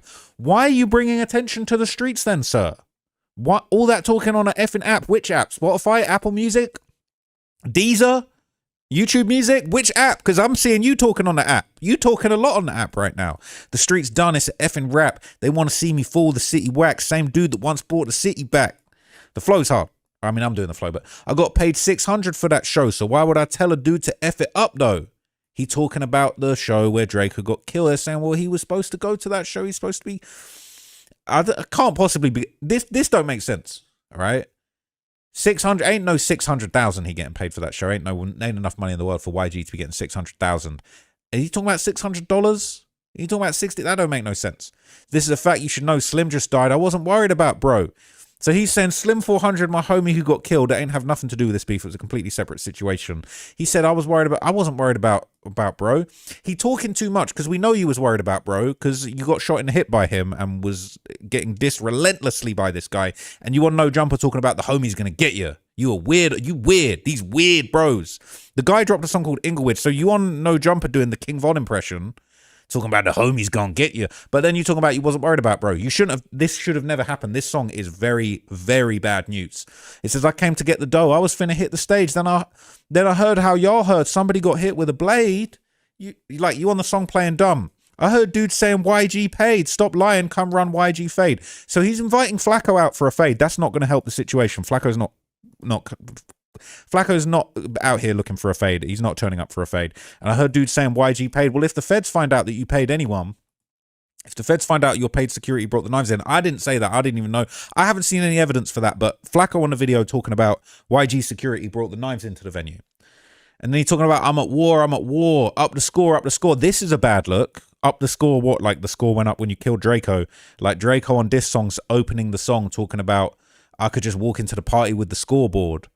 So this is simultaneously he denying being involved in the murder, but he dancing on Draco's grave talking about they're trying to up the score. Why are you talking about the scoreboard? What, the scoreboard Draco kept rubbing in your face? And he said, I don't even know how I end up in the beef. When the shit got started, it ain't involved me. Not me. I'm from West Bompton Trees. What's weird is you was mad at Drake when Drake said, you know who really bang a set? That's YG. So you was mad at Drake for calling you out. You were saying Drake was a snitch for saying that you bang a set. But now you talking about you self-snitching, talking about from West Bompton Trees. Known to be with the shit and never cop no pleas. I really think it was all for attention. I ain't never say no name, but I was still in all the mentions. Now, he was dissing. All right? He said, I never said no name, but I was in all the mentions. Riding through the bitty, gripping on a Smith & Wesson, because beefing upon a star, them young dudes wishing. Moves to Inglewood, I was 19 young. Bro, you shouldn't be connecting yourself to Inglewood. Don't connect it. We was thinking you're from West Bompton Treetop, so you not involved in this beef, right? So like when Draco doing Inglewood and all people like Munchie B are pulling out the knife, pretending to stab themselves in the neck, mocking Draco, we thinking, okay, you're not from Inglewood, so maybe you didn't do this. Now you're talking about you moved to Inglewood. when you was 19. So you connecting yourself with the guys that Drakeo was having beef with. Dudes tried to say I went Inglewood because I had beef with them. Y'all say I'm dumb. Was effing with the Inglewoods because duh, I'm a blood. You know who really bang a set out there? It's YG. You was mad when Drake was talking about you was banging a set out there, but now you banging it on yourself. So he said I had a whole nother beef with, he had a beef with a whole nother rapper, but that's a story for another day, another chapter. Now it says YG is probably referring to Inglewood rapper AZ Chike's beef with Drakeo the Ruler and the Stink Team. Now what's interesting is in Flacco's video, he believed that this was actually YG snitching on RJ and his beef. And I do kind of see where Flacco's coming from. He's basically saying that YG sort of snitching here, dry snitching, saying he had a beef with a whole nother rapper. So he's saying it can't be nothing to do with me. I heard they say YG paid Stop Lying. I didn't pay for it. He had a beef with a whole nother rapper. That's a story for another chapter. Now, he didn't name them. Genius thinks it's AZ Chike. Flacco thinks that it is... Flacco thinks that it's RJ, I believe. And he mentions it around here. Hang on. Crying on a record about being falsely accused of being involved in a murder while also chanting, I'm at war, up the score, up the score. You rap ninjas can't be this dumb. You know, I refuse to believe y'all are this stupid. At this point, I think y'all are trolling because you can't be this stupid. You just cannot be this. It's physically impossible to be this idiotic. Okay, so I don't want to play any of the... I'm actually so surprised Flacco was bold enough to actually play the song. He actually plays segments from the song. He pretty much plays the whole song, okay? He pretty much plays the whole song, which is just insane to me. I think YG's going to be hitting him with a copyright strike. I'm not going to be that dumb in my video. Sorry, guys, but I'm not going to play you the lyrics. I'm just going to read them to you because I don't want YG to hit me with a copyright strike, let alone 100 Bloods. Oh, that's dry snitching. Oh, that ain't boo. That ain't boo at all, YG, at all. That is some dry snitching if I ever seen one. The walls is closing in, so now they telling on each other. And I hope you guys caught on because what YG did is very strategic. YG says, yo, look at the time. I came in after the fact. I was set to perform at this time. I came in after the fact. Why y'all blaming me? He was already beefing with Inglewood and these other bloods. I ain't never had no beef with Drakeo. And then he transitions to saying, yo, he had beef with another rapper. But that's another story for another chapter. So after saying, hey, he was already beefing with these bloods. Me and him never had no direct issue. He was beefing with another rapper, but that's another story for another chapter. And YG brings up the time he got there and then tells us, yo, he was beefing with this other rapper, but that's another story for another chapter. That's dry snitching. He's implying, yo, there was this other rapper that was there. Y'all should focus on, not me. I got there at this time. I wasn't even his main op. He had other people he really hated. He had his other enemies there. Well, when you look at the lineup, you see, well, Drakeo's one of his biggest ops. RJ Mr. LA was performing at 450 on the same lineup as Drakeo, set to hit the same stage that Drakeo was set to hit. So YG is throwing RJ Mr. LA under the bus. Whilst RJ was on tour. So Flacco uses a segment from my video where I talk about the whole beef with RJ, but I'm actually not sure that's who he's talking about. He might actually be talking about AZ Chike, about him having a beef with AZ Chike, a whole other rapper, a whole nother chapter. And let's not forget AZ Chike's on the track Peekaboo, where Kendrick Lamar stole Drakeo's flow, didn't give him no respect, and then put Drakeo's op on the song to disrespect him because he locked him with all the bloods just like YG. And YG hates Drake because Drake talking about, you know who really bang a set of YG. Funny characteristics, let him be an actor. Why would I beef with dude? I was the factor. That don't make sense. We know why you would be beefing dude, because he shot you in the hip and mocked you for years, all right? And that's fucked up, all right? And maybe he deserved to get killed for shooting you in the hip and dancing around and making jokes about it for years. Okay, maybe he deserved it. Maybe he was right. Like, yeah, maybe that's gangster, but the feds ain't going to see... The feds just going to see that as a motive. All right. And when it says funny characteristics, let him be an actor, I don't know if that's another little Drake diss. All right. But again, I never speak about it because that's law and I'm about it. But crazy. Why are you speaking about it now then? All right. But crazy y'all sounded for too long and I allowed it. You ain't allowed nothing. Anyone can do whatever. Civilians can talk about the situation all they want. All right. You sounded too long for I allowed it. We got people with 400 merch at the scene of the murder. All right. We got every single different type of blood out here having issues with Drakeo. It just is what it is. Dude's talking about we know the truth. Yeah, I doubt it. Keep a blick when it's an outing. because y'all got my judgment cloudy. So you admitting to more crimes there. It's sad they're trying to paint me as the bad guy when the guy was looking for smoke with a flashlight. I'm not denying. This might be the biggest facts in the whole song, because it sounds like Drakeo was low-key, overly paranoid, overly aggressive. He took things the wrong way when it came to Mustard trying to sign him, and he felt Mustard and YG was blackballing him, and then he caught YG outside of a studio and shot him in the hip. All right? So maybe he did deserve for a bunch of Bloods to get mobilized to murder him because of all the mockery, and as well as the fact that, you know, he might well have been responsible for the murder of Red Bull and got away with it. It sounds like he got away with shooting YG in the hip. This is when that guy was looking for the smoke with a flashlight. So yeah, really, that's true.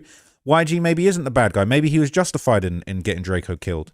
This ain't no diss. I'm just speaking on my past life. I hope my truth doesn't make you dudes want to crash, right?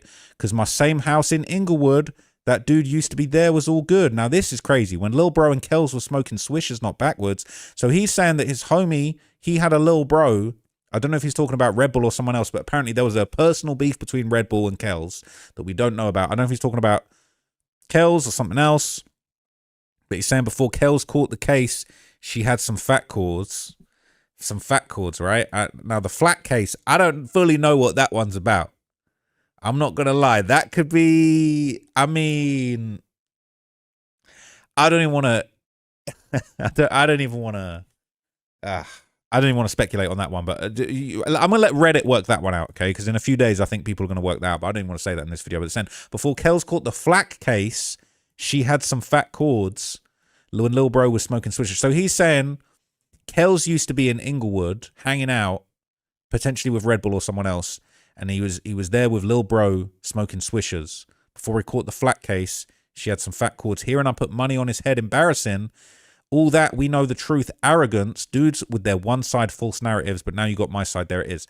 So his side is some other rapper killed Drakeo the Ruler. That's a bit mad. That's a bit crazy. But, you know, he's talking about Kells. We was all good back in the day before he caught the case. People saying I put money on Drakeo's head, embarrassing. I don't think there's anybody that would have wanted Drakeo dead more than YG, perhaps Munchie, perhaps other people. There's a bunch of potential suspects. This song's just not doing anyone any favors, right? He said, there's part of me I want to kill. Dudes lied on my name and I kept it real. This is what happens when you're still up in the field. Oh, so you're still up in the field. The feds are going to love that. Get hit with a stray bullet, then wound's hard to heal. Is that finally referencing him getting shot in the hip by Drakeo? Perhaps. Dudes touching 30 and some change. I've been trying to keep the mental tamed, but they throwing dirt on my name. When you're back against the wall, that's when you let the pistol bang. So again, it's like you threatening to kill it. Low key, he's like, is he? That sounds like he's threatening to kill Flacco, to be honest with you. When you're back against the wall, that's when you let, they keep putting dirt on my name. That's when I'm going to kill you. Is that what he's saying, bro? The Rico's actually going to be crazy, okay? So the whole song doesn't fully address, I don't think it really hits the narrative the way he wanted to. And look, I'm just giving you all the deep dive facts, but Drakeo, no, not Drakeo, sorry, but Flacco, all right, he really dogged YG in this video. He dogged YG from this video, okay? And so, you know, he basically saying that YG is using this song to snitch on other people and to deflect from himself. And I can't lie, this song, it reminds me, you know, you ever seen like police interrogation footage where somebody's committed a crime and they go in and they think, you know, remember how Young Thug thought he could spin the police? This is like I'm trying to spin the police and the YouTubers, all right? All that talking on that fucking app. I mean, that app is Apple Music right now. That app is Spotify right now because YG doing all that talking on that app, okay? But anyway, Flacco basically calling him a snitch, which is crazy. I wouldn't go that far, but like, RJ. RJ is from Athens Park Blood. The man who allegedly stabbed and killed Drakeo the Ruler, Frankenstone, he's from BPS, Baldwin Village. Now, the Baldwin Village and the Athens Park, according to Street TV, became allies in 1980. So there's a long history between the two. So YG is saying, hold on, bro. Like, y'all looking at me when his biggest op was on the lineup before I got there. That's dry snitching, YG, and that ain't cool. Now, again, there is no proof that RJ had anything to do with this, okay? There's no proof that RJ had anything to do with this. But YG is pointing in the direction of other people. Hey, yo, RJ was there before I got there. How can y'all say it's on me? He was beefing with another rapper. But that's another story for another chapter. That's dry snitching, and that ain't boo. And you know that ain't boo. And RJ, if you see this, don't get mad at me, bro. You know what YG did ain't boo, bro. Right? Right, y'all gonna be politicking, y'all gonna be, you feeling like politicking and mincing words because he's YG. But you know what YG did on this record ain't boo. You know pointing fingers at other people ain't boo. Funny characteristic. Whoa, let's not do all that. Look, I'm gonna wrap it up there, okay? But look, if you watch this to the end, you've really dug deep, right? You've made it to the other side. You really know what's going on out here, okay? Drakeo was bragging about shooting YG in 2015.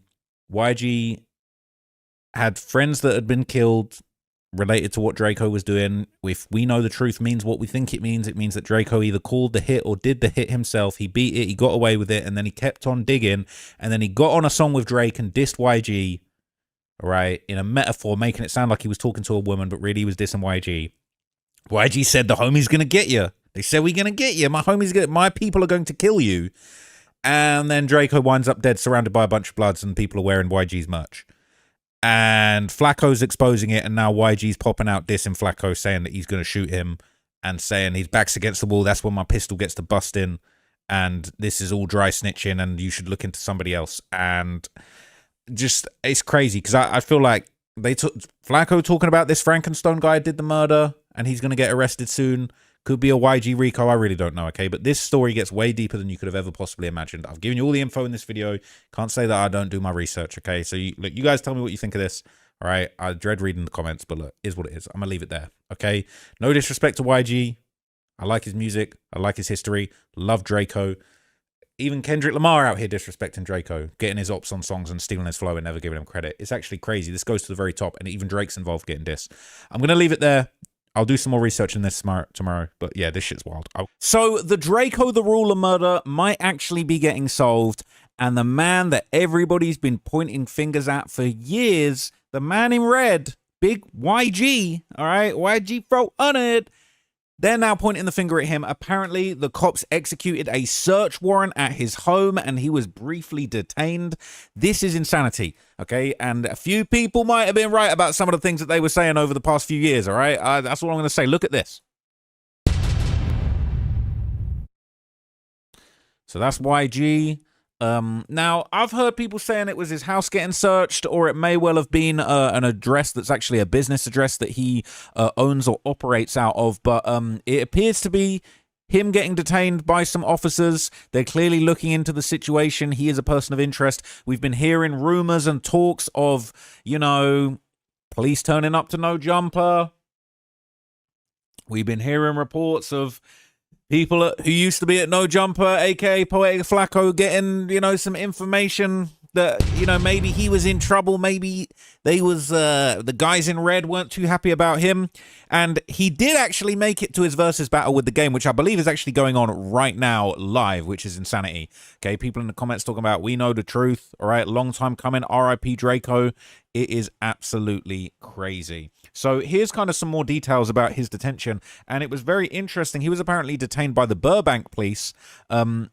So these was the details in TMZ. YG detained as cops execute search warrant over Drakeo the Ruler murder. Okay, we already saw this footage. We don't need to see it again. But basically, he still made it to his versus battle as planned, even though he was briefly detained. He had a run-in with the cops Thursday morning. It was a SWAT response. He was ultimately released, but apparently the SWAT team responded around 7 a.m. in Burbank, California, and he was detained during the police response, but ultimately he was let go. There he is. Now, he just released a project, and I did say in a previous video he just handed the feds a RICO because he was talking a little bit too hot about that Drakeo stuff on the album. He denied being involved. He denied a little bit too hard being involved, and then he also kind of admitted to certain little details and sort of denied the beef, but then sort of confirmed the beef by having a whole song. And I personally believe he was dissing Flacco in that song. That's my opinion. They're saying CHP was the lead agency on the matter and Burbank SWAT assisted. I didn't know Burbank had a SWAT team, all right? But, hey, anybody else that's got a spot in Burbank, y'all need to be careful that SWAT team don't bust through the door. Anyway, it says cops are executing a search warrant for the investigation into Drakeo the Ruler's murder. A lot of people thought this is never going to get solved. Not true, folks. Not true. It is going to get solved eventually. All these crimes get solved eventually. This is 2020. This is big 2026, bro. We got Ring doorbell cameras. We had big DNA evidence. We got, you know, all of this technology that is available nowadays. Everyone's snitching on themselves on their cell phones. Your phones are listening to you 24/7. And then you got people jumping on podcasts talking about the homies gonna get you. It's just crazy, bro. It's crazy. People can't get away with these kind of crimes forever. And you got people like Flacco popping out talking about Frankenstone did it. It's absolutely crazy era we're living in, and crime is just not worth it. It was never worth it, but you had a lot more of a chance of getting away with all these cheeky little murders in the 90s, but it ain't happening now. And if anybody around YG or YG himself had a shred to do with the Drakeo murder, best believe that's coming out eventually, and they're at least going to try and prosecute you, just like they tried to prosecute Drakeo all the way back then, and he ended up beating it. But basically, that property is connected to YG, who had beef with the late rapper, but denied any involvement. I'm assuming it was a business address just by the way that it looked. So it says he wasn't arrested. He was detained during the search warrant and released, but the timing is wild. This was apparently mere hours before YG was scheduled to take the stage at the Thursday night versus battle against the game. Blood on blood violence by the sounds of it. Everybody, both of them guys are rocking for one blood. Now, I actually should tune into that, but I'm too busy. I've got too much going on to tune into that. But apparently, that's going on at 6. So that's been going on for over an hour now when I'm recording this video. But that's him. Apparently, we've got his Lambo pulled up there. That's no way to pull up a Lambo. These things are low as hell. It pulled up on that big LA curb. That's looking horrible. That's a suspension nightmare. I've only driven one of these once, but this is a back-breaking car. Never drive one of these.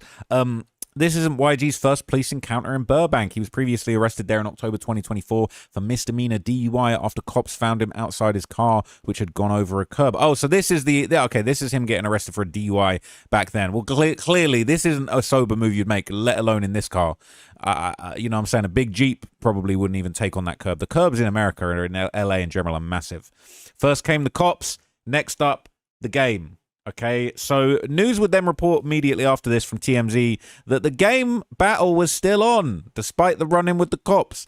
I was at the courthouse for the David trial. Once I got out and I was able to receive my phone back again, I'm hearing people talking about, yo, YG got picked up for the murder of Drakeo. Now, clearly it wasn't the murder of Drakeo. He wasn't picked up for that. But they're executing a search warrant on one of his properties, and I wonder if they found anything. So the versus still went ahead. It is going on right now. Go and check that out if you haven't. I'll probably go and check it out later or tomorrow on the weekend. I'm so busy with this David trial. Hopefully, I was going to say hopefully we're not attending YG's trial, but at the end of the day, I'm just going to stay impartial. If YG does get locked up for this, might see him in the courthouse, and you know what I'm saying, if he tries to go all Aunt Hefe on me, we're not letting that one slide this time. But basically, the property is connected to YG. It doesn't say whether it's a business address. YG was detained, which we already heard. But basically, this is low-key promo for his verses. So Adam 22, I believe they were actually live, or they were scheduled to go live right before this news came out. And Adam actually discussed an alleged witness that the police might have already who might be tied to YG's camp. So there's going to be a lot of information coming out about this very soon. Frankenstone, even after Flacco doing this sort of expose. But Frankenstone is the guy that Flacco claims is actually being investigated, and that police believe was the one who did the final stabbing that could have really ended Drakeo's life. And from sources that I've heard, the whole scuffle, the whole melee that was taking place with Drakeo, I know it's probably like tempting for a lot of people to say, oh, well, you know, it was a ton of different guys jumping Drakeo at the same time. So it's going to be almost impossible to say that anybody specifically took his life. Okay, sure, makes sense.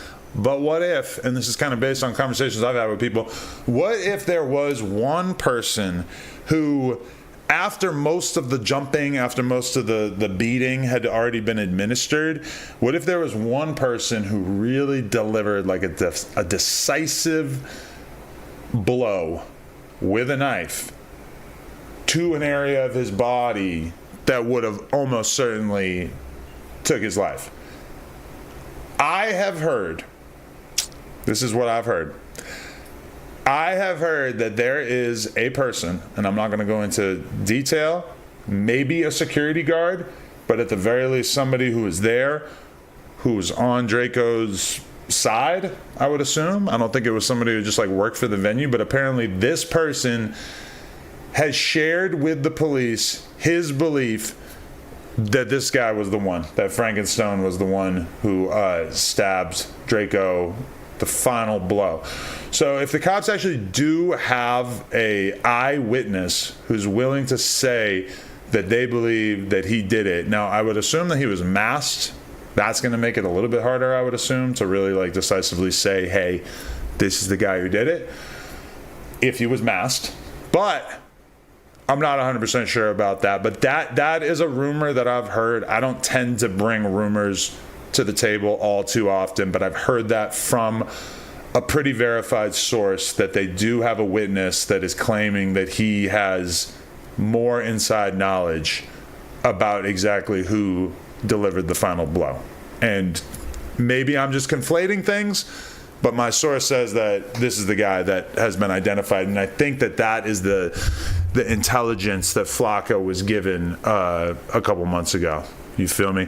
So is it true? Do I have any insider knowledge that this is the guy? No, but the rumor that I heard is that this guy is the one who's really being primarily investigated on top of that. So look, Adam knows the details. Apparently the cops pulled up to No Jumper last week and were asking a whole lot of questions. Now, interestingly enough, a few days ago, Flacco let the world know that his address was apparently being shared amongst the Bloods that are, involved in this situation, allegedly. Like basically just people that sort of at least just know about this situation, or, didn't like Draco, or kind of, just on the red team, basically. I'm not saying anyone was specifically involved in the incident, but Flacco basically detailed that he was apparently warned that his address had been shared amongst people that were really not happy about the information he was putting out there about Frankenstone. Dumb. That's just dumb. That's almost as dumb as you sending people my address. Oh, you thought I didn't know about that? Now ask yourself how I know about that. Now, just ask yourself, how do I know about that? This man don't even understand how much nonsense he done got himself in, man. That's a different story for another day. Okay, but Munchie B has been on his internet, on these podcasts, trying to convince the world the United Bloods congregation of LA County formed like Voltron and conspired to murder Draco the Ruler. So, look, Flacco definitely has been kind of raising a lot of awareness about this case. Now, obviously, I did a long documentary about Draco the Ruler kind of a couple years after he passed away. And I explored in that video, there's no evidence that obviously Munchie B, the kind of red affiliated No Jumper host, really a fan favorite right now, right? Munchie's probably the top podcaster on No Jumper right now as far as the fans actually love Munchie, so it would be so tragic for him to be taken off the show. But as far as I was aware, I didn't see any evidence to suggest Munchie was involved. He definitely hated Draco, and it's no secret that Draco had dissed him a bunch of times. Draco had said he put $50,000 on Munchie's head in a song. So no doubt he hated him, but at the same time, obviously Munchie, he doesn't have his full vision, so he wouldn't even be able to participate in this crime. So I'm not thinking Munchie is truly involved, but Munchie has definitely trolled Draco the Ruler after his death. He definitely was happy that Draco passed away due to the dissing between them, and also the fact that Draco and his friends allegedly murdered one of Munchie's close friends, Red Bull. And so just hating him doesn't necessarily mean that they were involved. YG, on the other hand, he is, unfortunately, despite being quite not secretive about his street ties, but it's like, it seemed like for years YG was very careful about what he said, and then it's just like moment by moment he's kind of done a little bit too much. There was the famous interview on No Jumper where, Draco was on No Jumper and dissed YG and Munchie.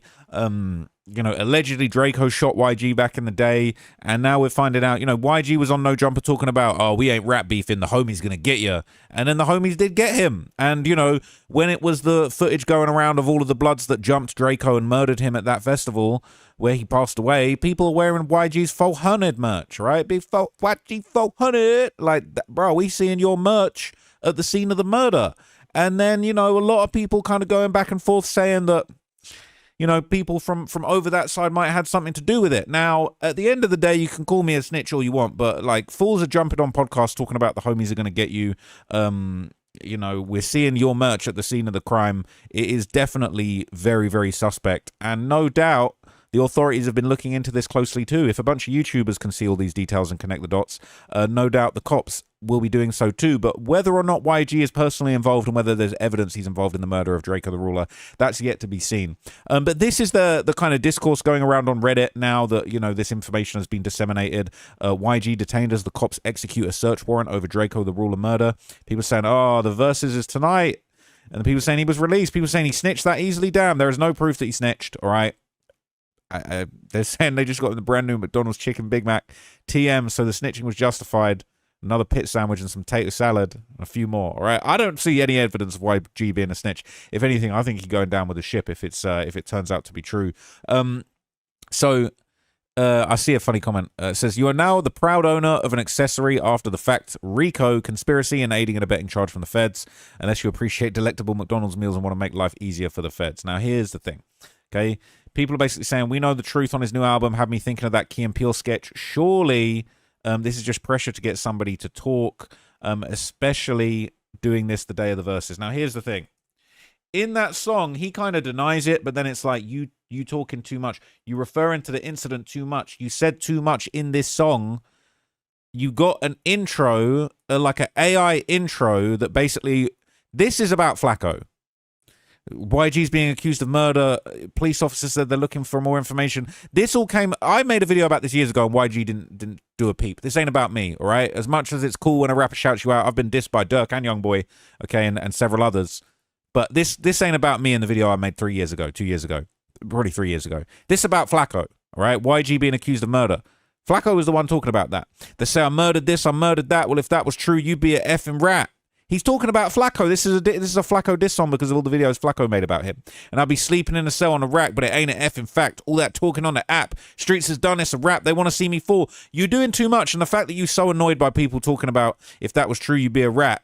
You're doing way too much, all right? Got paid $600 for that show. Why would I tell a dude F it up, though? Well, allegedly, he shot you back in the day, and you was upset about that. So, and he's talking about, well, my friend Slim just died, so I couldn't possibly have been worried about Drakeo. I don't think that's true. The fact is, then I heard dudes saying YG paid, stop lying, come run YG fade. I hadn't seen anybody saying YG paid. What, you mean paid for the murder of Drakeo the Ruler and get wrapped up in a RICO indictment? This is what I'd say, like, you protesting too much. You answering questions that didn't actually get asked yet. Nobody asked, and, you know, you now the police are raiding your warehouse. So that's a really, really messed up thing to kind of put out there. Talks about growing up in Inglewood, rocking with the Inglewoods because he's a blood. Again, he was mad at Drake for pointing out that he really bangs a set. But then he's like, duh, I'm a blood. And basically, like, you know, he claiming his gang affiliation as Inglewood, and obviously Drakeo released a song called Ingleweird that offended everyone in Inglewood. So it's kind of like you laying the motive for the murder. You know, he had beef with a whole other rapper that was on the show. Yeah, well, he had beef with a whole bunch of different rappers and bloods and blood affiliates, basically, that, you know, you was all at war with him. Talking about, I'm at war, they're trying to up the score. This is, like, really bad to let everybody know you're at war. And it's one of these ones where it's like, he probably thought that he was being slick, taking him off the scent by being honest, but it's, like, too much. And again, basically, he talks about Kells, who is the guy that was, you know, essentially the murderer of Red Bull, who was a close friend of Munchie B's. He was an infamous blood from Inglewood, and he was murdered by Kells and a group of people that included Drakeo the Ruler, but Drakeo ended up beating the money. Herein I put money on his head, embarrassing. No one was really, like, saying that with any proof, and again, it's like, you've addressed it a couple times, talking about these false narratives, and it's like one of these ones where it's like, you know, he's saying he wants to kill Flacco. There's part of me that want to kill dudes, lied on my name and kept it real. That's what happens when you're still up in the field. What do you mean you're still in the field? You still up in the field? And you want to kill the people that are lying on your name and you denying... Okay. This is definitely just wasn't a great idea. They're saying YG was publicly detained on the morning of the 2020 Grammys when he was supposed to honor Nipsey. They're saying they're just trying to pressure him to get someone to talk, doing it on the Verses. They're saying, yeah, Los Angeles PD teamed up with Swiss Beats and Timbaland to promote the Verses. Says every eyewitness report says it was people with 400 merch surrounding Drakeo during the attack he was killed in. We don't know what's in the search warrant, but it make a lot of sense that they executed it the morning they knew YG and a lot of his associates would be in LA. Well, all the guys that wear the 400 merch, maybe that was the 400 warehouse, I don't know, all right? As if on cue, all the attackers remove their red hoodies and scatter. In the video, a mob circles around a blurred figure on the ground. Later, a private investigator volunteers his services to Drakeo's family, tells them he counts 113 people taking on 7. Right? Absolutely tragic. People saying, I was on the front side of the stage when it happened backstage. Imagine waiting for 50 Cent. There's a delay. All of a sudden, 50 cop cars surround the venue and a police helicopter circling above your head. All the while, the venue isn't announcing shit. Everyone says on their phone something happened to Drakeo, and they're still not saying anything, and then they sent everyone home after 2 hours. F you, Once Upon a Time in LA. Disorganized mess from start to finish, and double F you for allowing that to happen backstage. That's a fact. I hope they got sued to the nines, and Ralphie the Plug buys 10 cars with the money that he gets out of them, to be honest with you guys. Long live the ruler. We know the truth. I think the cops are going to know the truth very soon. The way they did him was sickening. It was always going to be FYG for that. Obviously, people are sharing that article from LA Mag. And shout out to LA Mag. I've been spending time with some of the people from LA Mag over the last couple of days at the David Trial. Really good people. Great journalists. Quality work by everybody over there. Utmost respect to LA Mag, man, or Los Angeles Mag. It's actually called, they're telling me it's called Los Angeles Mag, all right? But people call it LA Mag, but it's actually called Los Angeles Magazine. Anyway, it says the game's furiously making calls to get YG taken care of before tonight. Sarcasm. All right, they be saying game's a snitch. I've never seen any proof of that. So, I mean, from what I heard, it sounds like YG was in the vicinity, but not where the fight was actually going on. I'm kind of like, what are they going to find from a guy that wasn't in the fight like 4 to 5 years after the fact? They're saying about time. We know the truth. Long live Drakeo. They're saying YG was jealous. Drakeo was very close to being the new face of gangster rap in LA after the Drake feature. I ain't going to lie. Drakeo had more motion than YG at that point, and he had the Drake feature recently. Meanwhile, YG's Drake features were legendary, but they were kind of a little bit more in the past. A little bit of time had moved on. People had moved on to support Drakeo. And as I broke down in a couple other videos, people were definitely not feeling YG as much as Drakeo at that point in time. Saying YG didn't have a hit since 2018. Drakeo basically replaced him as the face of gangster rap in LA. All right? So obviously that article's been put out there a lot. Drakeo should have moved out of LA, should have moved to the suburbs. He got out of LA. He was super tapped with all the PTSD from all that solitary confinement. It says here, you know, he had a big mouth. That's what made his music and personality so great, but it's also what pissed a bunch of people off. He had a whole song called Inglewood and dissed everybody that had ever come from Inglewood. It was savage, to be honest with you. It was absolutely savage. So, you know, it really just, yeah, it was just sad. So it says they're getting close. Long live Drakeo the ruler. This is in the No Jumper sub. They said, by the way, CHP has jurisdiction over this case because it occurred on state property. So it says California Highway Patrol actually are leading the case because of where the murder happened, I suppose, because of where the actual venue for the Once Upon a Time in LA, I believe it was called, or a day in, no, it wasn't a day in, Once Upon a Time in LA, that's some other shit. So they're saying Munchie better get his affairs in order. They're saying they can't do shit to Munchie. Whoever is investigating this case sucks. Says the dude is blind. He wasn't anywhere near the murder scene. Flacco and the people in here saying Munchie is done. Kill me. Done with what? I hear it. All right. Look, Munchie just cooling off. He dissed Drakeo a million times and was absolutely doing a victory lap when he got killed. But at the end of the day, he ain't do nothing. Yeah, he's talking about he passes a bottle to Drakeo's killer every day, but at the same time, it's like, do they have a picture of him passing a bottle to somebody? I don't know if that's really going to hold up, all right? People saying this is TMZ clickbait. He wasn't detained over the Drakeo passing. It says SWAT response, but he was ultimately released. They're saying Big U, Brick Baby, and 6ix9ine all got picked up allegedly multiple times prior to their RICO indictments. Okay, and unfortunately, yeah, there was police activity at No Jumper right before everything all came down. So I'm not going to lie, I would not be surprised if there was a big arrest soon. But I don't think Munchie's going to get arrested. Well, I don't think Munchie had anything to do with Drakeo's murder. So, you know what I'm saying? That's all I can really say. I don't know. Because Drakeo was effing with people. You act like he's innocent. They're getting closer. So y'all want them to solve the case? I mean, yes, murder cases should be solved. Nobody should have the impunity to take people's lives. Don't care if you... But he made a diss song. Oh, he was dissing Inglewood. Like, yeah, but you can't take extrajudicial law into your hands like this. I don't care if you the Bloods, you the Crips, you from Inglewood. They dissed Inglewood. Like, bro, you should have made wear a song about Draco's whole crew being weird, the Stinkle weird or something. Like, just do your thing, keep it music. I know this was already a gang beef before, but the idea of like, oh, you want him to solve? I want him to solve. Yes, I want him to solve the case. I want to know who murdered Draco. I want to know who to avoid. I want to know that if anything bad like that happens to anybody that I know, it's going to be taken seriously and dealt with. Because I ain't sliding for nobody. People talking about slide for this person, slide for that person. I'll be sliding to the police station with all the information I know immediately. Solve this and maintain law and order in a civil society. All I said was they're getting closer. Stop insinuating shit. That's how rumors start. We're going to skip that comment. They're saying, YG finna tell super fast if he's arrested and threatened with long-term incarceration. Whatever income he brings is likely propping up all of his close family and friends, plus their respective families. Dude is going to tell, and we're all going to watch LA deteriorate to ATL. They're saying, well, YG not folding. Is Lil Durk going to fold? He the one they want. Can you say the same about YG? He's the leader, so-called. They want the killer with him. Both could get done for murder for hire. All right, it's not looking too good. It's crazy how you unalived Wack and Adams artists and they invite everyone who knew about it to dry snitch an investigation while using Flacco, who blew up off catching Dolph's killer. Y'all better pay attention. Oh, and I'm banned on my other page. What, you think this is a honeypot operation? All of No Jumper and Poetic Flacco is a honeypot operation to lure in the Bloods and get them all locked up. I have heard, I've heard more sensible things in Dr. Seuss books. Let's put it that way, okay? Oh shit, what do you think? This is Cali Banging. This is the premier gang banging subreddit for California gangs. Listen, LAPD did this because they don't want a street gang to basically have a homecoming party tonight for the game and YG's verses.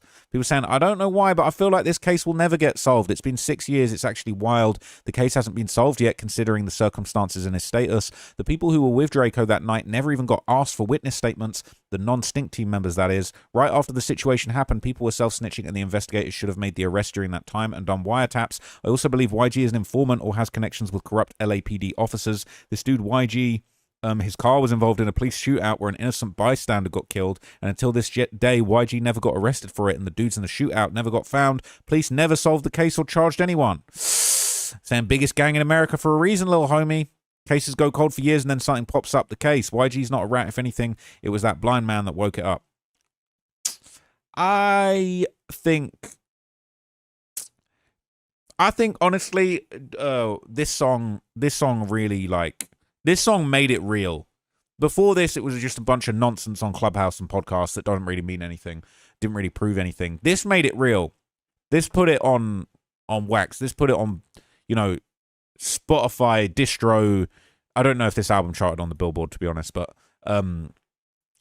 this basically made it real. This made it industry. This confirmed it. The fact that it was talked about on this really, really kind of made it real, to be honest with you. They're saying Munchies. They're saying Whack 100 behind this. So can someone smarter than me tell me how searching his house would help find the stabber? Was it a show of power? Were they trying to seem not worthless as detectives? Only thing I get is maybe a search warrant for his phone, but I'm sure he's gotten a new one since then. Search warrants need to spell out what they're looking for. Where would you search for a phone? Probably their residence. It's not entirely clear if it was a home or a business location. If it's the 400 merch warehouse, a bunch of guys that were at the scene of the murder were wearing 400 merch. That's documented on video. I ain't no, you know what I'm saying? I ain't no snitch. I would snitch. I ain't no snitch, but I would snitch. So like at the end of the day, y'all are wearing branded merch at the scene of a murder on video. Yeah, there's no need for a snitch. There's no requirement for a snitch. The self-snitching has already taken place. So, don't do crimes and stab people to death while wearing team/gang merch. Definitely don't put it on wax, kind of like this response to all the allegations, including responding to some things that no one's actually said yet. And I just think that this is really, really unfortunate. I do hope they solve the murder of Draco the Ruler. I hope YG's not involved in it. I hope Munchie's not involved in it. I hope that this was, a small group of people who got out of hand that night and can ultimately be held accountable for their own personal actions. But if this is a wider arching RICO case and YG is involved in it, I think they will find that out eventually. So we will find out too. And there's been a lot of police activity going on. Something's happening.